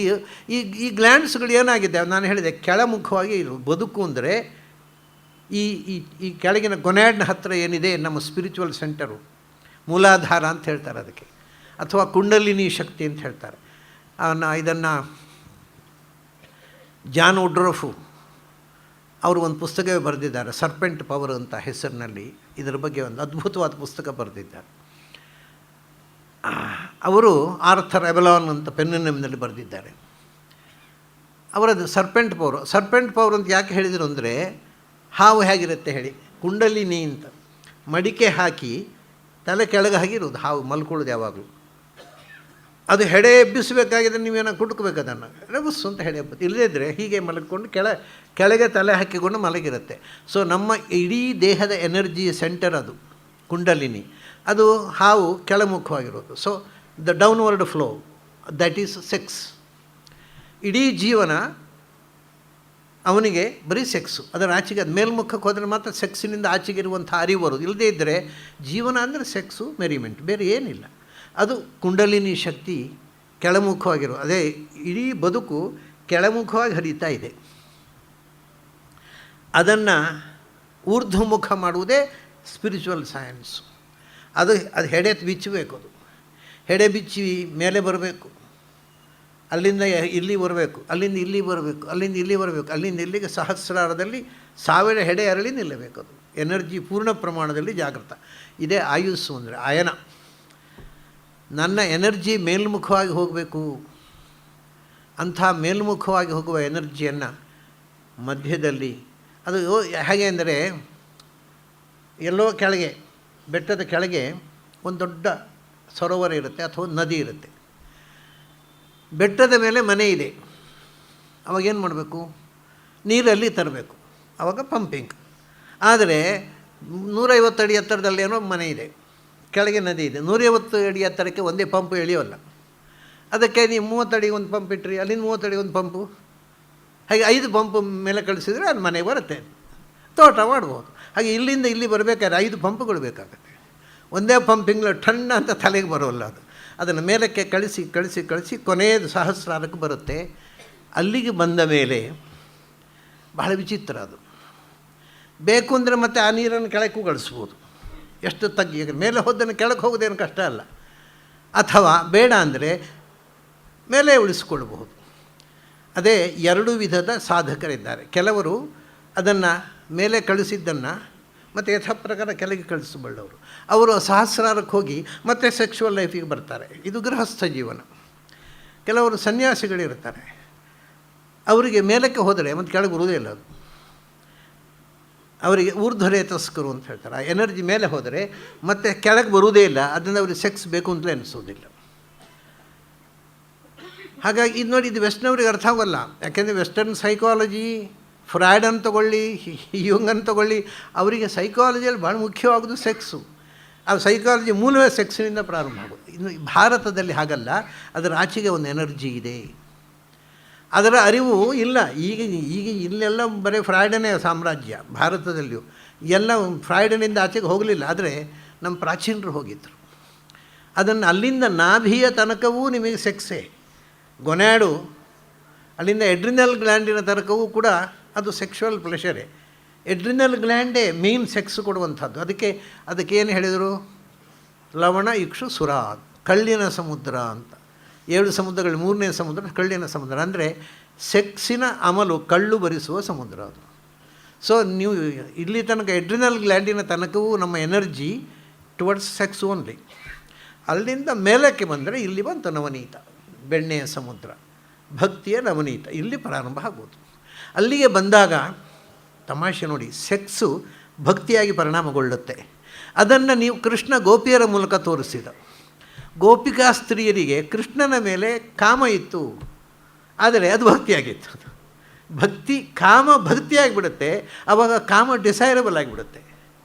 ಗೋಪಿಕಾ ಸ್ತ್ರೀಯರು ಕೃಷ್ಣನನ್ನು ಪ್ರೀತಿಸಿದರು, ಕಾಮದೃಷ್ಟಿಯಿಂದ ನೋಡಿದರು, ಆದರೆ ಆ ಕಾಮ ಭಕ್ತಿಯಾಗಿ ಹೋಯಿತು. ಸೊ ಇಲ್ಲಿ ಬಂದಾಗ ಕಾಮ ಪ್ಯೂರಿಫೈ ಆಗಿಬಿಡುತ್ತೆ. ಅದು ಬರೇ ಸೆಕ್ಸು ಅಥವಾ ಬಾಹ್ಯ ಪ್ರಪಂಚದ ಸೆಳೆತ ಅಲ್ಲ, ಒಳಗಿನ ಅಂತರಂಗದ ಭಕ್ತಿಯಾಗಿ ರೂಪುಗೊಂಡ್ಬಿಡುತ್ತೆ. ಇದನ್ನು ಆಯುಸ್ಸು ಅಂತ ಹೇಳೋದು. ಅಂದರೆ ಮೇಲಕ್ಕೇರುವುದು, ಅಯಪಯ ಗತವು. ಓ ಉಗ್ರನೇ, ಶಿವನೇ, ನನ್ನ ಮನಸ್ಸನ್ನು ಕೆಳಕ್ಕೆ ಕುಸಿಯುವಂತೆ ಮಾಡಬೇಡ. ಮನಸ್ಸಿನ ಸ್ವಭಾವ ಏನು ಅಂದರೆ ಅದು ಕೆಳಕ್ಕೆ ಕುಸಿತಾ, ಮೇಲೆ ಹೋಗ್ಲಿಕ್ಕೆ ಹೇಳುವುದೇ ಇಲ್ಲ. ಅದು ನೀವು ಹಗ್ಗಾಗಿ ಹೇಳಿದ್ರೂ ಮೇಲಕ್ಕೆ ಬರೋದಿಲ್ಲ, ಅದು ಕೆಳಕ್ಕೆ ಕುಸಿತಾ ಇರ್ತದೆ. ಇಲ್ಲ ಕೋತಿ ಹಾಗೆ ಎಲ್ಲೆಲ್ಲೂ ಕುಣಿತಾ ಇರ್ತದೆ. ಅದರ ಕುಣಿತವನ್ನು ನಿಲ್ಲಿಸು, ಅದರ ಕುಸಿಯದಂತೆ ಮೇಲಕ್ಕೆತ್ತು. ಮನಸ್ಸು ಕುಸಿಯೋದೇ, ಮೇಲೆ ಹೋಗೋದ್ರೆ ಹೋಗೋದೇ ಇಲ್ಲ ಅದು. ಅದಕ್ಕೆ ಶಿವನ ಹತ್ತಿರ ಪ್ರಾರ್ಥನೆ, ನರಸಿಂಹನ ಹತ್ತಿರ ಪ್ರಾರ್ಥನೆ. ಯಾಕೆಂದರೆ ನಮ್ಮ ಮನಸ್ಸಿನಲ್ಲಿರ್ತಕ್ಕ ಎಲ್ಲ ಅಜ್ಞಾನಗಳನ್ನು ತೊಡೆದು ಹಾಕುವವ ನರಸಿಂಹ. ನರಸಿಂಹಾದಿಕ ಮನ್ಯತ್ತು ದುರಿತಾದೆ ನಿವೃತ್ತೆಯೇ, ನಮ್ಮ ಎಲ್ಲ ದುರಿತಗಳನ್ನು ತೆಗೆದು ಮನಸ್ಸನ್ನು ಸ್ವಚ್ಛಗೊಳಿಸುವ ನರಸಿಂಹ. ಅದಕ್ಕೆ ಮೃತ್ಯು, ಉಗ್ರ ಎರಡೂ ಕೂಡ ನರಸಿಂಹ ಮಂತ್ರದ ಶಬ್ದಗಳು. ಆಯುಹು ಉಗ್ರ. ಅದಕ್ಕೆ ನೃಚಕ್ಷಸಂ ತ್ವಾ ಹವಿಷಾ ವಿಧೇಮ ಅಂದರು. ನಿನಗೆ ಅಲ್ಲಪ್ಪ, ನಾ ಇಷ್ಟೆಲ್ಲ ಮಾಡಿದೆ, ನಿಮ್ಮ ಮನಸ್ಸು ಕೆಳಗೆ ಹೋಗೋದು ಹಾಗೆ ಎತ್ತಿ ಮೇಲೆ ಎತ್ತಿ ಕಟ್ಟಿದೆ, ಎಲ್ಲ ಮಾಡಿದೆ, ನಿಮಗೆ ಇಷ್ಟೆಲ್ಲ ಮಾಡಿದರೆ ನೀವು ನನಗೇನು ಮಾಡಿಕೊಡ್ತೀರಿ? ಅಂದರೆ ಅವ್ರು ಹೇಳ್ತಾರೆ, ನೀನು ಒಂದು ಕೆಲಸ ಮಾಡ್ತೀವಿ, ನಮ್ಗೆ ಗೊತ್ತಿದೆ, ನೀನು ನೃಚಕ್ಷಸ್ ಅಂದರೆ ಮನುಷ್ಯನ ಪ್ರತಿಯೊಂದು ಚಲನವನ್ನು ಕಣ್ಣಿಟ್ಟು ನೋಡುವವ. ನೃಚಕ್ಷ, ನೃನ್ ಚಷ್ಟೇ ಇದು ನೃಚಕ್ಷ. ನಾವು ಏನು ಮಾಡ್ತೇವೆ ಅನ್ನೋದು ನಮಗೇ ಗೊತ್ತಿರೋದಿಲ್ಲ, ಅದು ನಿನಗೆ ಗೊತ್ತಿದೆ. ನೀನು ನೃಚಕ್ಷಾಹ ಅಂದರೆ ಪ್ರತಿಯೊಬ್ಬ ಮನುಷ್ಯನ ಒಳಗಿನ ಅಂತರಂಗದ ಭಾವನೆಗಳನ್ನು, ಅದರ ಹೊರಗಿನ ಕ್ರಿಯೆಗಳನ್ನು ಪೂರ್ಣ ನೋಡುವವ ನೀನು ನೃಚಕ್ಷಸ್. ಆದ್ದರಿಂದ ನಮ್ಮ ಬದುಕನ್ನು ನಿನಗೆ ಒಪ್ಪಿಸಿದ್ದೇವೆ ಅಷ್ಟೇ, ಕೊಡಲಿಕ್ಕೇನಿಲ್ಲ. ಹವಿಷಾ ವಿಧೇಮ, ಹವಿಸ್ಸು ಅಂದರೆ ಭಗವಂತನಿಗೆ ಹವಿಸ್ಸು ಅರ್ಪಿಸುವುದು ಅಂತ ಹೇಳ್ತೇವೆ ನಾವು. ಹವಿಸ್ಸು ಅಂದರೆ, ಈಗ ಹವಿಸ್ಸು ಅಂದರೆ ಅಗ್ನಿಗೆ ಆಹುತಿ ಕೊಡ್ತಕ್ಕ ಎಲ್ಲ ವಸ್ತುವನ್ನು ಹವಿಸ್ಸು ಅಂತ, ತುಪ್ಪ, ಪಾಯಸ, ಚರು. ವಸ್ತುತಃ ಹವಿಸ್ಸು ಅಂತಂದರೆ ನಮ್ಮ ಒಳಗಿನ ಆಹುತಿ, ಅಂದರೆ ಭಗವಂತನನ್ನು ಆರ್ತನಾದದಿಂದ ಕರೆದು ಅರ್ಪಿಸುವ ಭಕ್ತಿ. ಅದರಿಂದ ನಿನಗೆ ನಾವು ಏನು ಕೊಡ್ತೇವೆ ಅಂದರೆ ಭಕ್ತಿ ಕೊಡ್ತೇವೆ, ಮತ್ತೇನು ಕೊಡಲಿಕ್ಕಿಲ್ಲ ನಮ್ಮ ಹತ್ರ. ಅದರಿಂದ ಹವಿಷಾ ವಿಧೇಮ, ಹವಿಸ್ಸಿನಿಂದ ಭಕ್ತಿ ರೂಪವಾದ ಹವಿಸ್ಸನ್ನು ನಿನಗೆ ಅರ್ಪಿಸಿ ನಿನ್ನನ್ನು ನಾವು ಆರಾಧಿಸ್ತೇವೆ. ಅದು ಬಿಟ್ಟು ನಮ್ಮ ಹತ್ರ ಏನೂ ಕೊಡಲಿಕ್ಕಿಲ್ಲ. ಆದರೆ ನಿನಗೆ ಕೊಡದೇ ಇದ್ದರೆ ನಮ್ಮನ್ನು ಉದ್ಧಾರ ಮಾಡೋರು ಯಾರೂ ಇಲ್ಲ. ಯಾಕೆಂದರೆ ಪ್ರತಿಯೊಬ್ಬ ಜೀವದ ಒಳಗಿದ್ದು ಅವನ ಎಲ್ಲ ಚಲನವಲನಗಳನ್ನು ಗುರುತಿಸಿ ಅದು ನಡೆಸುವ ನೀನು ನೃಚಕ್ಷಸ್. ನಿನಗೆ ನಮ್ಮ ಹವಿಸ್ಸು, ಭಕ್ತಿಯ ಹವಿಸ್ಸು. ಭಕ್ತಿಪೂರ್ವಕ ಭೂಯಿಷ್ಠಾಂತೆ ನಮ ಭಕ್ತಿಂ ವಿಧೇಮ, ಅಷ್ಟೇ. ನಿನಗೆ ದೊಡ್ಡ ನಮಸ್ಕಾರ. ಪ್ರೀತಿಯಿಂದ ಭಕ್ತಿಯಿಂದ ನಿಮಗೆ ನಾವು ಎರಗ್ತೇವೆ. ನಮಗೆ ಅಂಥ ರಕ್ಷಣೆ ಕೊಡು, ನಮ್ಮ ಸಾಧನೆ ನಾಶವಾಗದಂತೆ ನೋಡುವಂತ. ಇದನ್ನು ಮುಂದೆ ಬರತಕ್ಕಂಥ 2 ಮಂತ್ರಗಳಿನ್ನಿವೆ. ಅವು 2 ಮಂತ್ರಗಳು ರುದ್ರದ ಮಂತ್ರಗಳು. ರುದ್ರಾಧ್ಯಾಯದಲ್ಲಿ ಶತರುದ್ರಿಯ ಅಂತ ನೀವು ಕೇಳಿರಬಹುದು. ಅದರಲ್ಲಿ ಬರತಕ್ಕಂಥ ಮಂತ್ರಗಳು. ಮಾನೋ ಮಹಾಂತಂ ಉತ ಮಾನೋ ಅರ್ಭಕಂ, ಮಾನ ಉಕ್ಷಂತಂ ಉತ ಮಾನ ಉಕ್ಷಿತಂ, ಮಾನೋ ವಧೀ ಪಿತರಂ ಮೋತ ಮಾತರಂ, ಹವಿಷ್ಮಂತಂ ನಮಸಾತೆ ವಿಧೇಮತೆ. ಇಲ್ಲಿ ಇದು ರುದ್ರನನ್ನು ಕುರಿತು ಪ್ರಾರ್ಥನೆ. ಹಿಂದೆ ಮೃತ್ಯು ಬಂತು, ಉಗ್ರ ಬಂತು. ಇದು ರುದ್ರ ಅಂತನ್ನುವ ಸಂಬೋಧನೆ ಮಾಡಿ ಬರ್ತಕ್ಕಂಥದ್ದು. ರುದ್ರ ಅನ್ನುವುದಕ್ಕೆ ವೈದಿಕ ಸಾಹಿತ್ಯದಲ್ಲಿ 4 ಅರ್ಥ ಇದೆ. ಒಂದು, ನಾನು ಈ ಮೃತ್ಯು ಬಂದ ಹಾಗೆ ರುದ್ರ ಅಂದರೆ ನಮ್ಮನ್ನು ಅಳಿಸುವವನು. ಬೆಂಕಿ ಕೈ ಇಟ್ಟರೆ ಕೂಗ್ತೇವೆ ನಾವು. ಸೊ ನಮಗೆ ನೋವು ಬರೆಸಿ ನಮ್ಮನ್ನು ರೋದನಕ್ಕೆ ಕಾರಣನಾದವನು, ನಮ್ಮನ್ನು ಅಳಿಸುವವನು ರುದ್ರ. ಅಂದರೆ ಎಕ್ಸ್ಟರ್ನಲ್ ಮೀನಿಂಗ್, ತೀರ ಬಾಹ್ಯ ಅರ್ಥ ಬೆಂಕಿ ಅಂತ. ಆಮೇಲೆ ರುದ್ರ ಅನ್ನೋ ಶಬ್ದಕ್ಕೆ ವೈದಿಕ ಅರ್ಥ ರೋದಯತಿ ಅಲ್ಲ, ರುಜಂ ದ್ರಾವಯತಿ ಅಂತ. ನಮ್ಮ ಒಳಗಿನ ಮಾನಸಿಕವಾಗಿರತಕ್ಕಂಥ ನಮ್ಮ ರೋಗವನ್ನು, ಅಂದರೆ ಭವರೋಗವೇ, ನಮ್ಮ ಒಳಗಿರತಕ್ಕ ಎಲ್ಲ ರೋಗಗಳನ್ನು, ಅಂದರೆ ನಮ್ಮ ಎಲ್ಲ ದೌರ್ಬಲ್ಯಗಳನ್ನು ದ್ರಾವಯತಿ, ನಾಶ ಮಾಡುವವ. ನಮ್ಮ ಒಳಗಿನ ಮಾನಸಿಕ ದೌರ್ಬಲ್ಯವನ್ನು ನಾಶ ಮಾಡುವವ ಅಂತ ಅರ್ಥ ರುದ್ರ ಅನ್ನೋ ಶಬ್ದಕ್ಕೆ ಅರ್ಥ. ರುದ್ರ ಅಂದರೆ ಏನೋ ಕೋಪಿಷ್ಠ, ಏನು ಎಲ್ಲ ಸುಟ್ಟು ಬಿಡುವ ಅಲ್ಲ. ನಮ್ಮ ಮಾನಸಿಕವಾಗಿರತಕ್ಕ ನಮ್ಮ ಎಲ್ಲ ಮನೋರೋಗಗಳನ್ನು. ಯಾಕೆಂದರೆ ಒಂದು ತೀರ್ಮಾನ ಮಾಡಿದರು, all the physical diseases are based on mental disease ಅಂತ, ಸೈಕಲಾಜಿಕಲ್ ಅಂತ. All the diseases are basically psychological ಅಂತ. ಆದ್ದರಿಂದ ಆ ಮನಸ್ಸಿನ ರೋಗ ಗುಣ ಆಯಿತು ಅಂದರೆ ದೇಹಕ್ಕೆ ರೋಗ ಇಲ್ಲ. ಅದು ಮನಸ್ಸಿನ ರೋಗವನ್ನು ಪರಿಹರಿಸುವವನಿಗೆ ರುದ್ರ ಅಂತ ಹೆಸರು. ವೈದಿಕ ಅರ್ಥ ಇದು, ರುಜಂ ದ್ರಾವಯತೆ. ಅದು 3 ನೆಲೆಯಲ್ಲಿ ಅದನ್ನು ಹೇಳಿದರು. ಒಂದು, ರುಜಂ ದ್ರಾವಯತೆ, ಅದರಿಂದ ನಮ್ಮ ರೋಗಗಳನ್ನು ಪರಿಹರಿಸಿ ನಮ್ಮ ಮನಸ್ಸಿಗೆ ತ್ರಾಣ ಕೊಡತಕ್ಕಂಥ ಮನೋದೇವತೆಯಾಗಿರ್ತಕ್ಕ ಶಿವ. ರುಜಾಂ ದ್ರವಣತೋ ರುದ್ರೋ ವಾಯು, ಹಾಗೆ ನಮ್ಮ ಮನಸ್ಸಿಗೆ ಸ್ಟೆಮಿನಾ ಕೊಡತಕ್ಕಂಥ ವಾಯುದೇವರು ರುದ್ರ. ರುಜಂ ದ್ರಾವಯತೆ ಯಸ್ಮಾತ್ ರುದ್ರಸ್ತಸ್ಮಾತ್ ಜನಾರ್ದನಃ, ನಮ್ಮ ಎಲ್ಲ ರೋಗಗಳನ್ನು ಪರಿಹರಿಸಿ ಮೋಕ್ಷ ಕೊಡತಕ್ಕಂಥ ನಾರಾಯಣನು ರುದ್ರ. ರುದ್ರೋ ಬಹುಶಿರ ಬಭ್ರು, ವಿಷ್ಣು ಸಹಸ್ರನಾಮ ಹೇಳುತ್ತೆ. ಅಂದರೆ ರುದ್ರ ಅಂತ ಅನ್ನುವ ಹೆಸರು ವೈದಿಕವಾಗಿ ವಿಷ್ಣುವಿನ ಹೆಸರು. ಹೌದು. ಹೀಗೆ ಮೂರು ಅರ್ಥ ಆಗಬೇಕು ನೋಡಿ. ಒಂದು ರುದ್ರ ಅಂದರೆ ಶಿವ, ಇನ್ನೊಂದು ರುದ್ರ ಅಂದರೆ ಪ್ರಾಣ, ಇನ್ನೊಂದು ರುದ್ರ ಅಂದರೆ ಈ 3 ಜನರ ಪ್ರಾರ್ಥನೆ ಇದು. ಈಗ ನಿಮಗೆ ವೇದದ 3 ಅರ್ಥ ಸರಳವಾಗಿ ಹೋಗೋಯ್ತು. ಅವರು ಹೇಳ್ತಾರೆ, ಮಾನೋ ಮಹಾಂತಂ ಉತಮಾನೋ ಅರ್ಭಕಂ. ಇದು ಜಗತಿ. ನಾನು ಹೇಳಿದೆ 8 ಅಕ್ಷರ ಇದ್ದದ್ದು 11 ಅಕ್ಷರ ಆಯಿತು, ಅಲ್ಲಿಂದ 12 ಅಕ್ಷರಕ್ಕೆ ಬಂತು. 12 ಅಕ್ಷರ ಇದು 12 ಅಕ್ಷರ ಅಂದರೆ ವಿಷ್ಣು ಸ್ತುತಿ ಆಗೋಯ್ತು. ಮೊದಲು ಅಗ್ನಿಸ್ತುತಿ, ಅಲ್ಲಿಂದ ಶಿವಸ್ತುತಿ, 12 ಜಗತಿ. ಜಗತಿ ಅಂದರೆ ಆದಿತ್ಯ. ಆದಿತ್ಯರಲ್ಲಿ ಶ್ರೇಷ್ಠನಾದವ ಕೊನೆಯವನು ಗುರುಕ್ರಮ. ಶನ್ನೋ ವಿಷ್ಣು ರುರುಕ್ರಮ, ಇದು ವಿಷ್ಣು ಸ್ತುತಿ ಆಗೋಯ್ತು. ಈ ಅಕ್ಷರಗಳ ಗಣನೆಯಿಂದ ವೇದ ತಿಳಿಸ್ತಕ್ಕಂಥ ಒಂದು ಸಾಂಕೇತಿಕವಾದ ಇದನ್ನೇ ಇವತ್ತು ಮರೆತು ಬಿಟ್ಟಿದ್ದಾರೆ. ವೇದ ವ್ಯಾಖ್ಯಾನ ಮಾಡುವವರಿಗೆ ಮರೆತು ಹೋಗಿದೆ. ನೀವು ಪಾಪ ನಮ್ಮ ಜನರಿಗೆ ಗೊತ್ತಾಗಬೇಕು ಹೇಗೆ. 12 ಅಕ್ಷರಗಳ ಮೂಲಕ ಇದು ವಿಷ್ಣು ಸ್ತುತಿಯಾಗಿ ಪರಿವರ್ತನೆ ಆಯಿತು. ಇದರಲ್ಲಿ ರುದ್ರನೇ, ಸಂಬೋಧನೆ ರುದ್ರನೇ, ನಮ್ಮ ಮನೋರೋಗವನ್ನು ಪರಿಹರಿಸ್ತಕ್ಕಂಥ ಶಿವನೇ, ಪ್ರಾಣನೇ, ನಾರಾಯಣನೇ, 3 ಜನರನ್ನು ಪ್ರಾರ್ಥನೆ ಇದು. ಮಾನೋ ಮಹಾಂತಂ ಉದ ಮಾನೋ ಅರ್ಭಕಂ, ತುಂಬ ಒಳ್ಳೆಯ ಮಂತ್ರ ಇದು ಕೂಡ. ನಮ್ಮಲ್ಲಿ ಹಿರಿಯರಿದ್ದಾರೆ, ಅಂದರೆ ನಮಗೆ ಅಧ್ಯಾತ್ಮದ ಮಾರ್ಗದರ್ಶನ ಮಾಡಬಲ್ಲ ಸಿದ್ಧ ಪುರುಷರು. ಅವರನ್ನು ಕಳಿಸಿಬಿಟ್ರೆ ನಮಗೆ ಅಧ್ಯಾತ್ಮದ ದಾರಿಯನ್ನು ಹೇಳುವರೇ ಇಲ್ಲ. ಅದರಿಂದ ಅವರನ್ನು ಮಾನೋವಧಿ, ಅಧ್ಯಾತ್ಮದ ದಾರಿಯನ್ನು ತೋರಿಸುವಂಥ ಮಹಾತ್ಮರು ಏನಿದ್ದಾರೆ ನಮ್ಮ ಸಮಾಜದಲ್ಲಿ, ಅವರನ್ನು ನಮ್ಮಿಂದ ದೂರ ಇಡಬೇಡ, ಅಥವಾ ಅವರನ್ನು ನಾವು ಕರ್ಕೊಂಡು ಹೋಗಬೇಡ. ಅವರು ಇರಬೇಕು ನಮಗೆ ಸಮಾಜಕ್ಕೆ, 100 ಕಾಲ ಇರಬೇಕು. ಹೌದು, ಹಿರಿಯರಿದ್ದಾರೆ, ಆದರೆ ಅವ್ರ ಹತ್ರ ಆಧ್ಯಾತ್ಮಿಕಗಳು ಮಕ್ಕಳೇ ಇಲ್ಲ. ಯಾಕೆಂದರೆ ಆಧ್ಯಾತ್ಮಿಕಗಳು ಮಕ್ಕಳು ಎಲ್ಲಿದ್ದಾರೆ ಸ್ವಾಮಿ? ಎಲ್ಲ ನಮ್ಮ ಇಂಗ್ಲೀಷ್ ಮೀಡಿಯಮಿಗೆ ಕಳಿಸ್ಬೇಕು. ಆಧ್ಯಾತ್ಮಿಕ ಕಳಿದ್ರೆ ಬದುಕಲಿಕ್ಕಾಗುತ್ತಾ?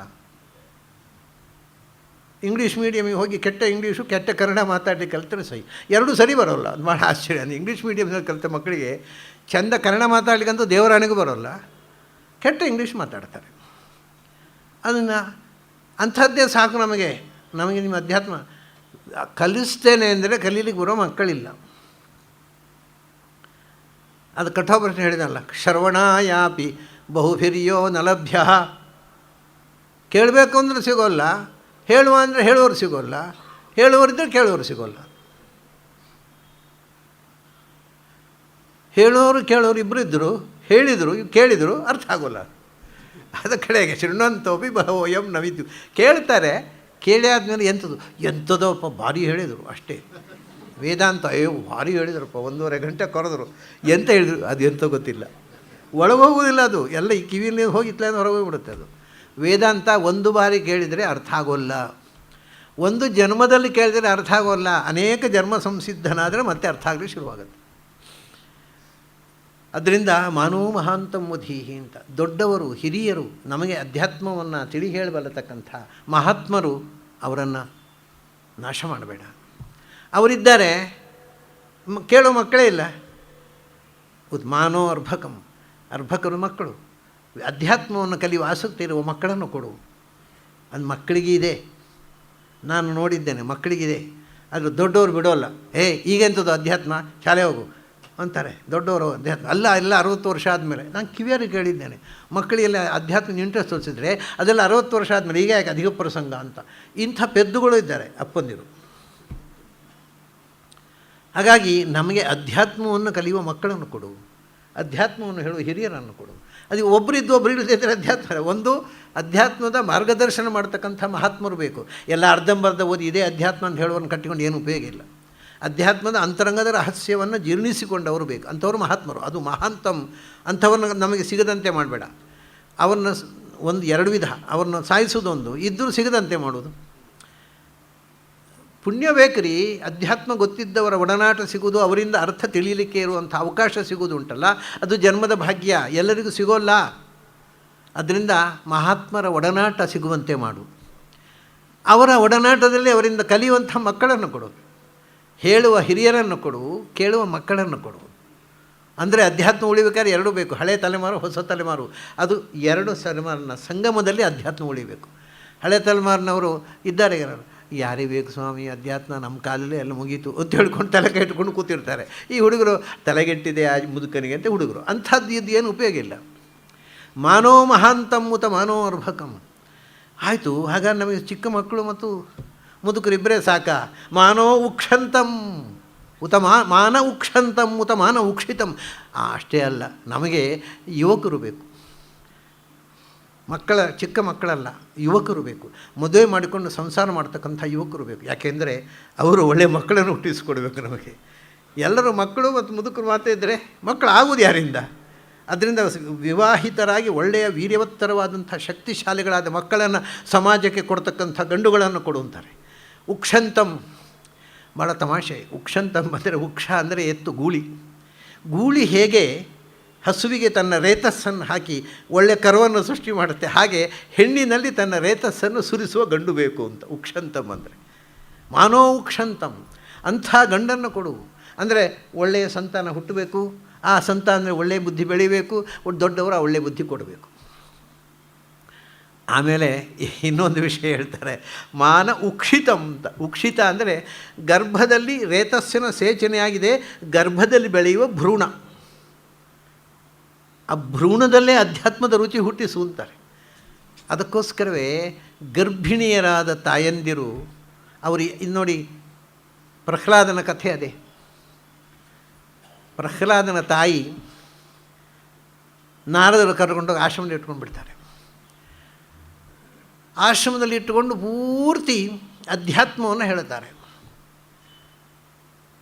ಆಮೇಲೆ ಹುಡುಗ ಹುಟ್ಟುತ್ತಾನೆ. ಪ್ರಹ್ಲಾದನಿಗೆ ಅಧ್ಯಾತ್ಮದ ಉಪದೇಶ ಆದದ್ದು ಗರ್ಭದಲ್ಲಿರುವ ಮಗುವಿಗೆ ತಾಯಿ ಏನು ಮಾಡ್ತಾಳೋ ಅದು ಗರ್ಭದಲ್ಲಿರುವ ಮಗುವಿನ ಮೇಲೆ ಪರಿಣಾಮ ಮಾಡುತ್ತೆ. ಇವತ್ತು ಮಾಡರ್ನ್ ಸೈಕಾಲಜಿ ಒಪ್ಪುತ್ತೆ ಇದನ್ನು. ಆ ಪ್ರಹ್ಲಾದನ ಹತ್ರ ಕೊನೆಗೆ ಅವನ ಶಾಲೆಯಲ್ಲಿ ಶ್ರವಣಂ ಕೀರ್ತನಂ ವಿಷ್ಣೋ ಸ್ಮರಣಂ ಪಾದಸೇವನಂ ಅರ್ಚನಂ ವಂದನಂ ದಾಸ್ಯಂ ಸಖ್ಯಂ ಆತ್ಮನಿವೇದ ನವವಿಧ ಭಕ್ತಿ ಮಾಡಬೇಕು ವಿಷ್ಣುವಿನದ್ದು ಅಂತ ಹೇಳ್ತಾನೆ.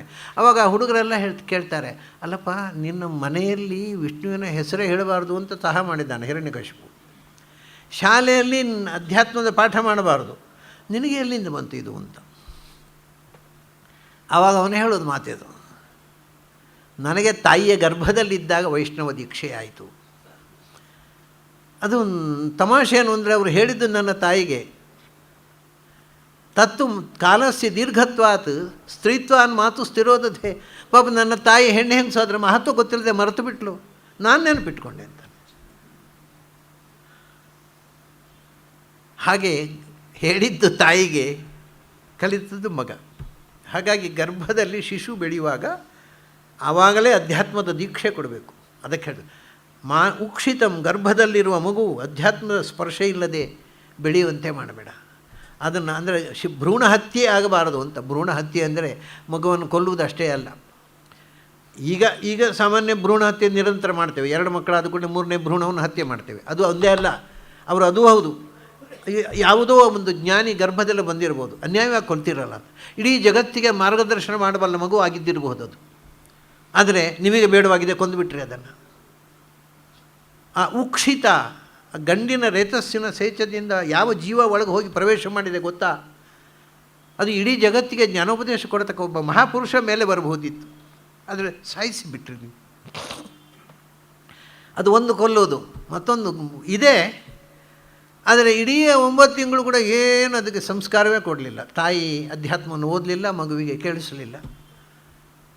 ಹಾಗಾಗಿ ಅದು ಹುಟ್ಟುವ ತನಕ ಅಧ್ಯಾತ್ಮದ ಸ್ಪರ್ಶವೇ ಇಲ್ಲ. ಹುಟ್ಟಿದ ಮೇಲೆ ಆಗತ್ತೆ ಅಂತ ಹೇಳಲಿಕ್ಕೆ ಬರೋಲ್ಲ. ಆದ್ದರಿಂದ ಗರ್ಭದಲ್ಲೇ ಅಧ್ಯಾತ್ಮದ ದೀಕ್ಷೆ ಇರುವ ಸಂತಾನವನ್ನು ಕೊಡು. ಹುಟ್ಟಿದ ಮಕ್ಕಳಿಗೆ ಅಧ್ಯಾತ್ಮ ಬೆಳೆಯಲಿ. ಯುವಕರು ಅಂಥ ಅಧ್ಯಾತ್ಮವನ್ನು ಸಾಧಿಸುವ ಸಂತಾನವನ್ನು ಜಗತ್ತಿಗೆ ಕೊಡಲಿ. ಅದಕ್ಕೆ ದಶಾಸ್ಯಾಂ ಪುತ್ರಾನಾಧೇಹಿ. ಎಷ್ಟು ಹೆಚ್ಚು ಮಕ್ಕಳಾದರೆ ಅಷ್ಟು ಅಧ್ಯಾತ್ಮ ಬೆಳಿಬೇಕು ಅಷ್ಟೇ. ಸುಮ್ಮನೆ ಲೆಕ್ಕ ಬರ್ತಿಗಲ್ಲ, ಅಧ್ಯಾತ್ಮವನ್ನು ಬೆಳೆಸುವ ಮಕ್ಕಳು ಹುಟ್ಟಬೇಕು. ಅಧ್ಯಾತ್ಮವನ್ನು ಹೇಳುವ ಹಿರಿಯರು ಇರಬೇಕು. ಅದೇ ಮಾನೋ ಮಹಾಂತಂ ಮುತ ಮಾನೋ ಅರ್ಭಕಂ, ಮಾನ ಉಕ್ಷಂತಂ ಮುತ ಮಾನ ಉಕ್ಷಿತಂ. ಆಮೇಲೆ ಮಾನೋ ವಧೀಹಿ ಪಿತರಂ ಮೋತ ಮಾತರಂ. ತಾಯಿ ಮತ್ತು ತಂದೆ. ತಾಯಿ ತಂದೆಯನ್ನು, ನಮ್ಮ ತಾಯಿ ತಂದೆಯನ್ನು ಕೊಲ್ಲಬೇಡ ಅಂತ ರುದ್ರನಂತ ಪ್ರಾರ್ಥನೆ ಮಾಡ್ತಾರೆ. ತಾಯಿ ತಂದೆ ಅಂತಂದರೆ ಪಿತಾ ಮಾತಾ ಅಂತ. ಇದು ಮಾತಾ ಅಂದರೆ ಏನು ಗೊತ್ತಾ? ಮಾತಾ ಅಂದರೆ ಮಾತು, ವೇದವಾಣಿ. ಮತ್ತು ನಮಗೆ ವೈದಿಕ ವಾಂಗ್ಮಯದಿಂದ ನಮ್ಮನ್ನು ಬೇರ್ಪಡಿಸಬೇಡ. ವೈದಿಕ ವಾಂಗ್ಮಯವನ್ನು ಮಾವಧೀಹಿ ನಾಶ ಮಾಡಬೇಡ. ವೈದಿಕ ವಾಂಗ್ಮಯದಿಂದ ಪ್ರತಿಪಾದ್ಯನಾಗಿರತಕ್ಕಂಥ ಭಗವಂತ ಪಿತಾ ತ್ವಮೇವ ಅಂದರೆ ಭಗವಂತನಿಂದ ದೂರ ಮಾಡಬೇಡ. ಭಗವಂತನು ನಮಗೆ ಪರಿಚಯಿಸುವ ವೈದಿಕ ವಾಂಗ್ಮಯದಿಂದ ದೂರ ಮಾಡಬೇಡ. ಮಾನೋ ವಧೀಹಿ ಪಿತರಂ ಮಾ ಉತ ಮಾತರಂ. ನಮ್ಮ ತಂದೆ ತಾಯಿಗಳಿಂದ ನಮ್ಮನ್ನು ಅಗಲಿಸಬೇಡ. ತಂದೆ ಅಂದರೆ ಭಗವಂತ, ತ್ವಮೇವ ಮಾತಾಚ ಪಿತಾ ತ್ವಮೇವ. ತಾಯಿ ಅಂದರೆ ವೇದ. ಇದು ಈ ತಂದೆ ತಾಯಿಯ ಬಗ್ಗೆಯೂ ಪ್ರಾರ್ಥನೆ ಇಲ್ಲ ಅಂತ ಹೇಳುವುದಲ್ಲ. ಯಾಕೆಂದರೆ ಮಕ್ಕಳಿಗೆ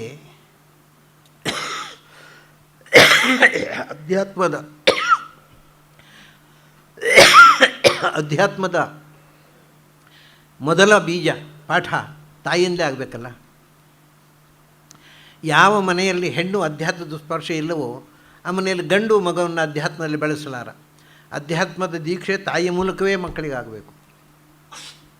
ಆಮೇಲೆ ಅದನ್ನು ತಂದೆ ಅದನ್ನು ಬೆಳೆಸಬಲ್ಲವೇನೋ. ತಾಯಿಯ ಮೂಲಕ ಮಕ್ಕಳಿಗೆ ಅಧ್ಯಾತ್ಮದ ಸ್ಪರ್ಶ ಆಗದೇ ಇದ್ದರೆ ಆ ಮಕ್ಕಳಿಗೆ ಅಧ್ಯಾತ್ಮ ಬರುವುದೇ ಇಲ್ಲ. ಆ ಚಿಕ್ಕ ವಯಸ್ಸಿನಲ್ಲಿ ಅವರಿಗೆ ಅಧ್ಯಾತ್ಮದ ರುಚಿ ಮತ್ತು ಇನ್ನೊಂದು ದೊಡ್ಡ ಜವಾಬ್ದಾರಿ ಇದೆ. ಆವಾಗ ಇಲ್ಲದ ಪ್ರಶ್ನೆಗಳೆಲ್ಲ ಬರ್ತವೆ, ಭಾರೀ ಪ್ರಶ್ನೆಗಳು. ಸಹಜ ಅದು, ಯಾಕೆಂದರೆ ಅವ ಬೆಳೆಯುವ ತಲೆ ಅದು. ಆವಾಗ ಎಲ್ಲ ಗೊಂದಲಗಳು, ಆ ಎಲ್ಲ ಪ್ರಶ್ನೆಗಳು ಬರ್ತವೆ. ಈಗ ಸಮಸ್ಯೆ ಏನು ಗೊತ್ತುಂಟ? ಪ್ರಶ್ನೆ ಹಾಕಿದರೆ ಹಾಗೆಲ್ಲ ಕೇಳಬಾರ್ದು. ದೊಡ್ಡವರು ಹೇಳಿದಾಗ ನಂಬಬೇಕು. ಏನು ಮಾಡಬೇಕಾ ಹುಡುಗ? ಹಾಗೆಲ್ಲ ಪ್ರಶ್ನೆ ಕೇಳಬಾರ್ದು. ದೊಡ್ಡವರು ಎದುರುತ್ರ ಮಾತಾಡ್ತೀಯಾ, ಹೇಳಿದ್ದನ್ನು ನಂಬುವುದು, ಮುಗಿತು. ಅವ್ನು ನಂಬುವುದು ಬಿಟ್ಟ. ಕಾರಣ ನಾವೇ. ದೊಡ್ಡವರು ಮಕ್ಕಳ ಪ್ರಶ್ನೆಗೆ ಉತ್ತರ ಕೊಡದೆ ಬೈತಾರಲ್ಲ, ಅಂಥವರು ಮಕ್ಕಳನ್ನು ಹಾಳು ಮಾಡ್ತಾರೆ. ಮಕ್ಕಳ ಪ್ರಶ್ನೆ ಕೇಳುವುದಕ್ಕೆ ನಾವು ಪ್ರೋತ್ಸಾಹ ಮಾಡಬೇಕು, ಕರ್ಬು ಮಾಡಬಾರ್ದು. ದೊಡ್ಡವರಿಗೆ ಎದುರು ಮಾತಾಡ್ತೀಯಾ, ಹಾಗೆಲ್ಲ ಕೇಳಬಾರ್ದಲ್ಲ. ಎಷ್ಟು ಪ್ರಶ್ನೆ ಇದ್ದರೂ ಕೇಳಪ್ಪ, ಗೊತ್ತಿದ್ದರೆ ಹೇಳ್ತೇವೆ, ಇಲ್ಲದಿದ್ದರೆ ಗೊತ್ತಿದ್ದವ್ರ ಹತ್ರ ಕೇಳಿ ಹೇಳ್ತೇವೆ ಅಂತ ಹೇಳಬೇಕು. ಇದು ಉದ್ದಾಲಕನ ನಚಿಕೇತ ಉದ್ದಾಲಕ ಶ್ವೇತಕೇತು ಬಂದು, ಶ್ವೇತಕೇತು ಒಂದು ಪ್ರಶ್ನೆ ಕೇಳ್ತಾನೆ, ಅಪ್ಪ ಇದು ಏನಿದು ಪಂಚಾಗ್ನಿ ವಿದ್ಯೆ ಅಂತಂದರೆ ಅಂತ. ಆವಾಗ ಉದ್ದಾಲಕ ಹೇಳ್ತಾನೆ, ನನಗೂ ಗೊತ್ತಿಲ್ಲಪ್ಪ, ನನಗೂ ಗೊತ್ತಿಲ್ಲ, ನಾನು ತಿಳಿದು ಹೇಳ್ತೇನೆ ಅಂತ. ಒಬ್ಬ ರಾಜನ ಬಳಿಗೆ ಹೋಗಿ ಅವನ ಹತ್ರ ಪಾಠ ಕೇಳಿ ಬಂದ ಮಗನಿಗೆ ಹೇಳ್ತಾರೆ. ಇದು ವೇದಕಾಲದಲ್ಲಿ ತಂದೆ ಇದು ನಮಗೇನು ಗೊತ್ತಿಲ್ಲ, ನಮ್ಗೆ ಗೊತ್ತಿಲ್ಲ ಅದನ್ನು ಬೈಯೋದು ಮಕ್ಕಳನ್ನೇ, ಅದೆಲ್ಲ ಪ್ರಶ್ನೆಗಳಬಾರ್ದು, ಹೇಳಿದಷ್ಟು ಮಾಡು ಅಂತ. ನಮಗೆ ಗೊತ್ತಿಲ್ಲದೇ ಇದ್ದರೆ ಗೊತ್ತಿಲ್ಲದವ್ರ ಥರ ತಿಳಿದು ನಿನಗೆ ಹೇಳ್ತೇನೆ ಅಂತ ಹೇಳಬೇಕು ಹೊರತು ಮಕ್ಕಳನ್ನು ಜೋರು ಮಾಡಬಾರ್ದು. ಅದಕ್ಕೆ ತಂದೆ ತಾಯಿ ಶಿಕ್ಷಣ ಬಹಳ ಮುಖ್ಯ.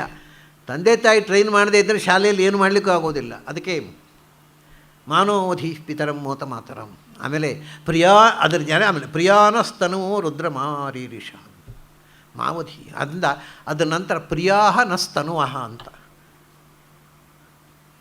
ಅಂದರೆ ನಮಗೆ ಇಷ್ಟವಾದ ಶರೀರಗಳು, ನಮಗೆ ಇಷ್ಟವಾದ ಶರೀರಗಳು ಅಂದರೆ ನಾವು ಇಷ್ಟಪಡ್ತಕ್ಕಂಥ ಎಲ್ಲ ವ್ಯಕ್ತಿಯೂ ಆಗಬಹುದು.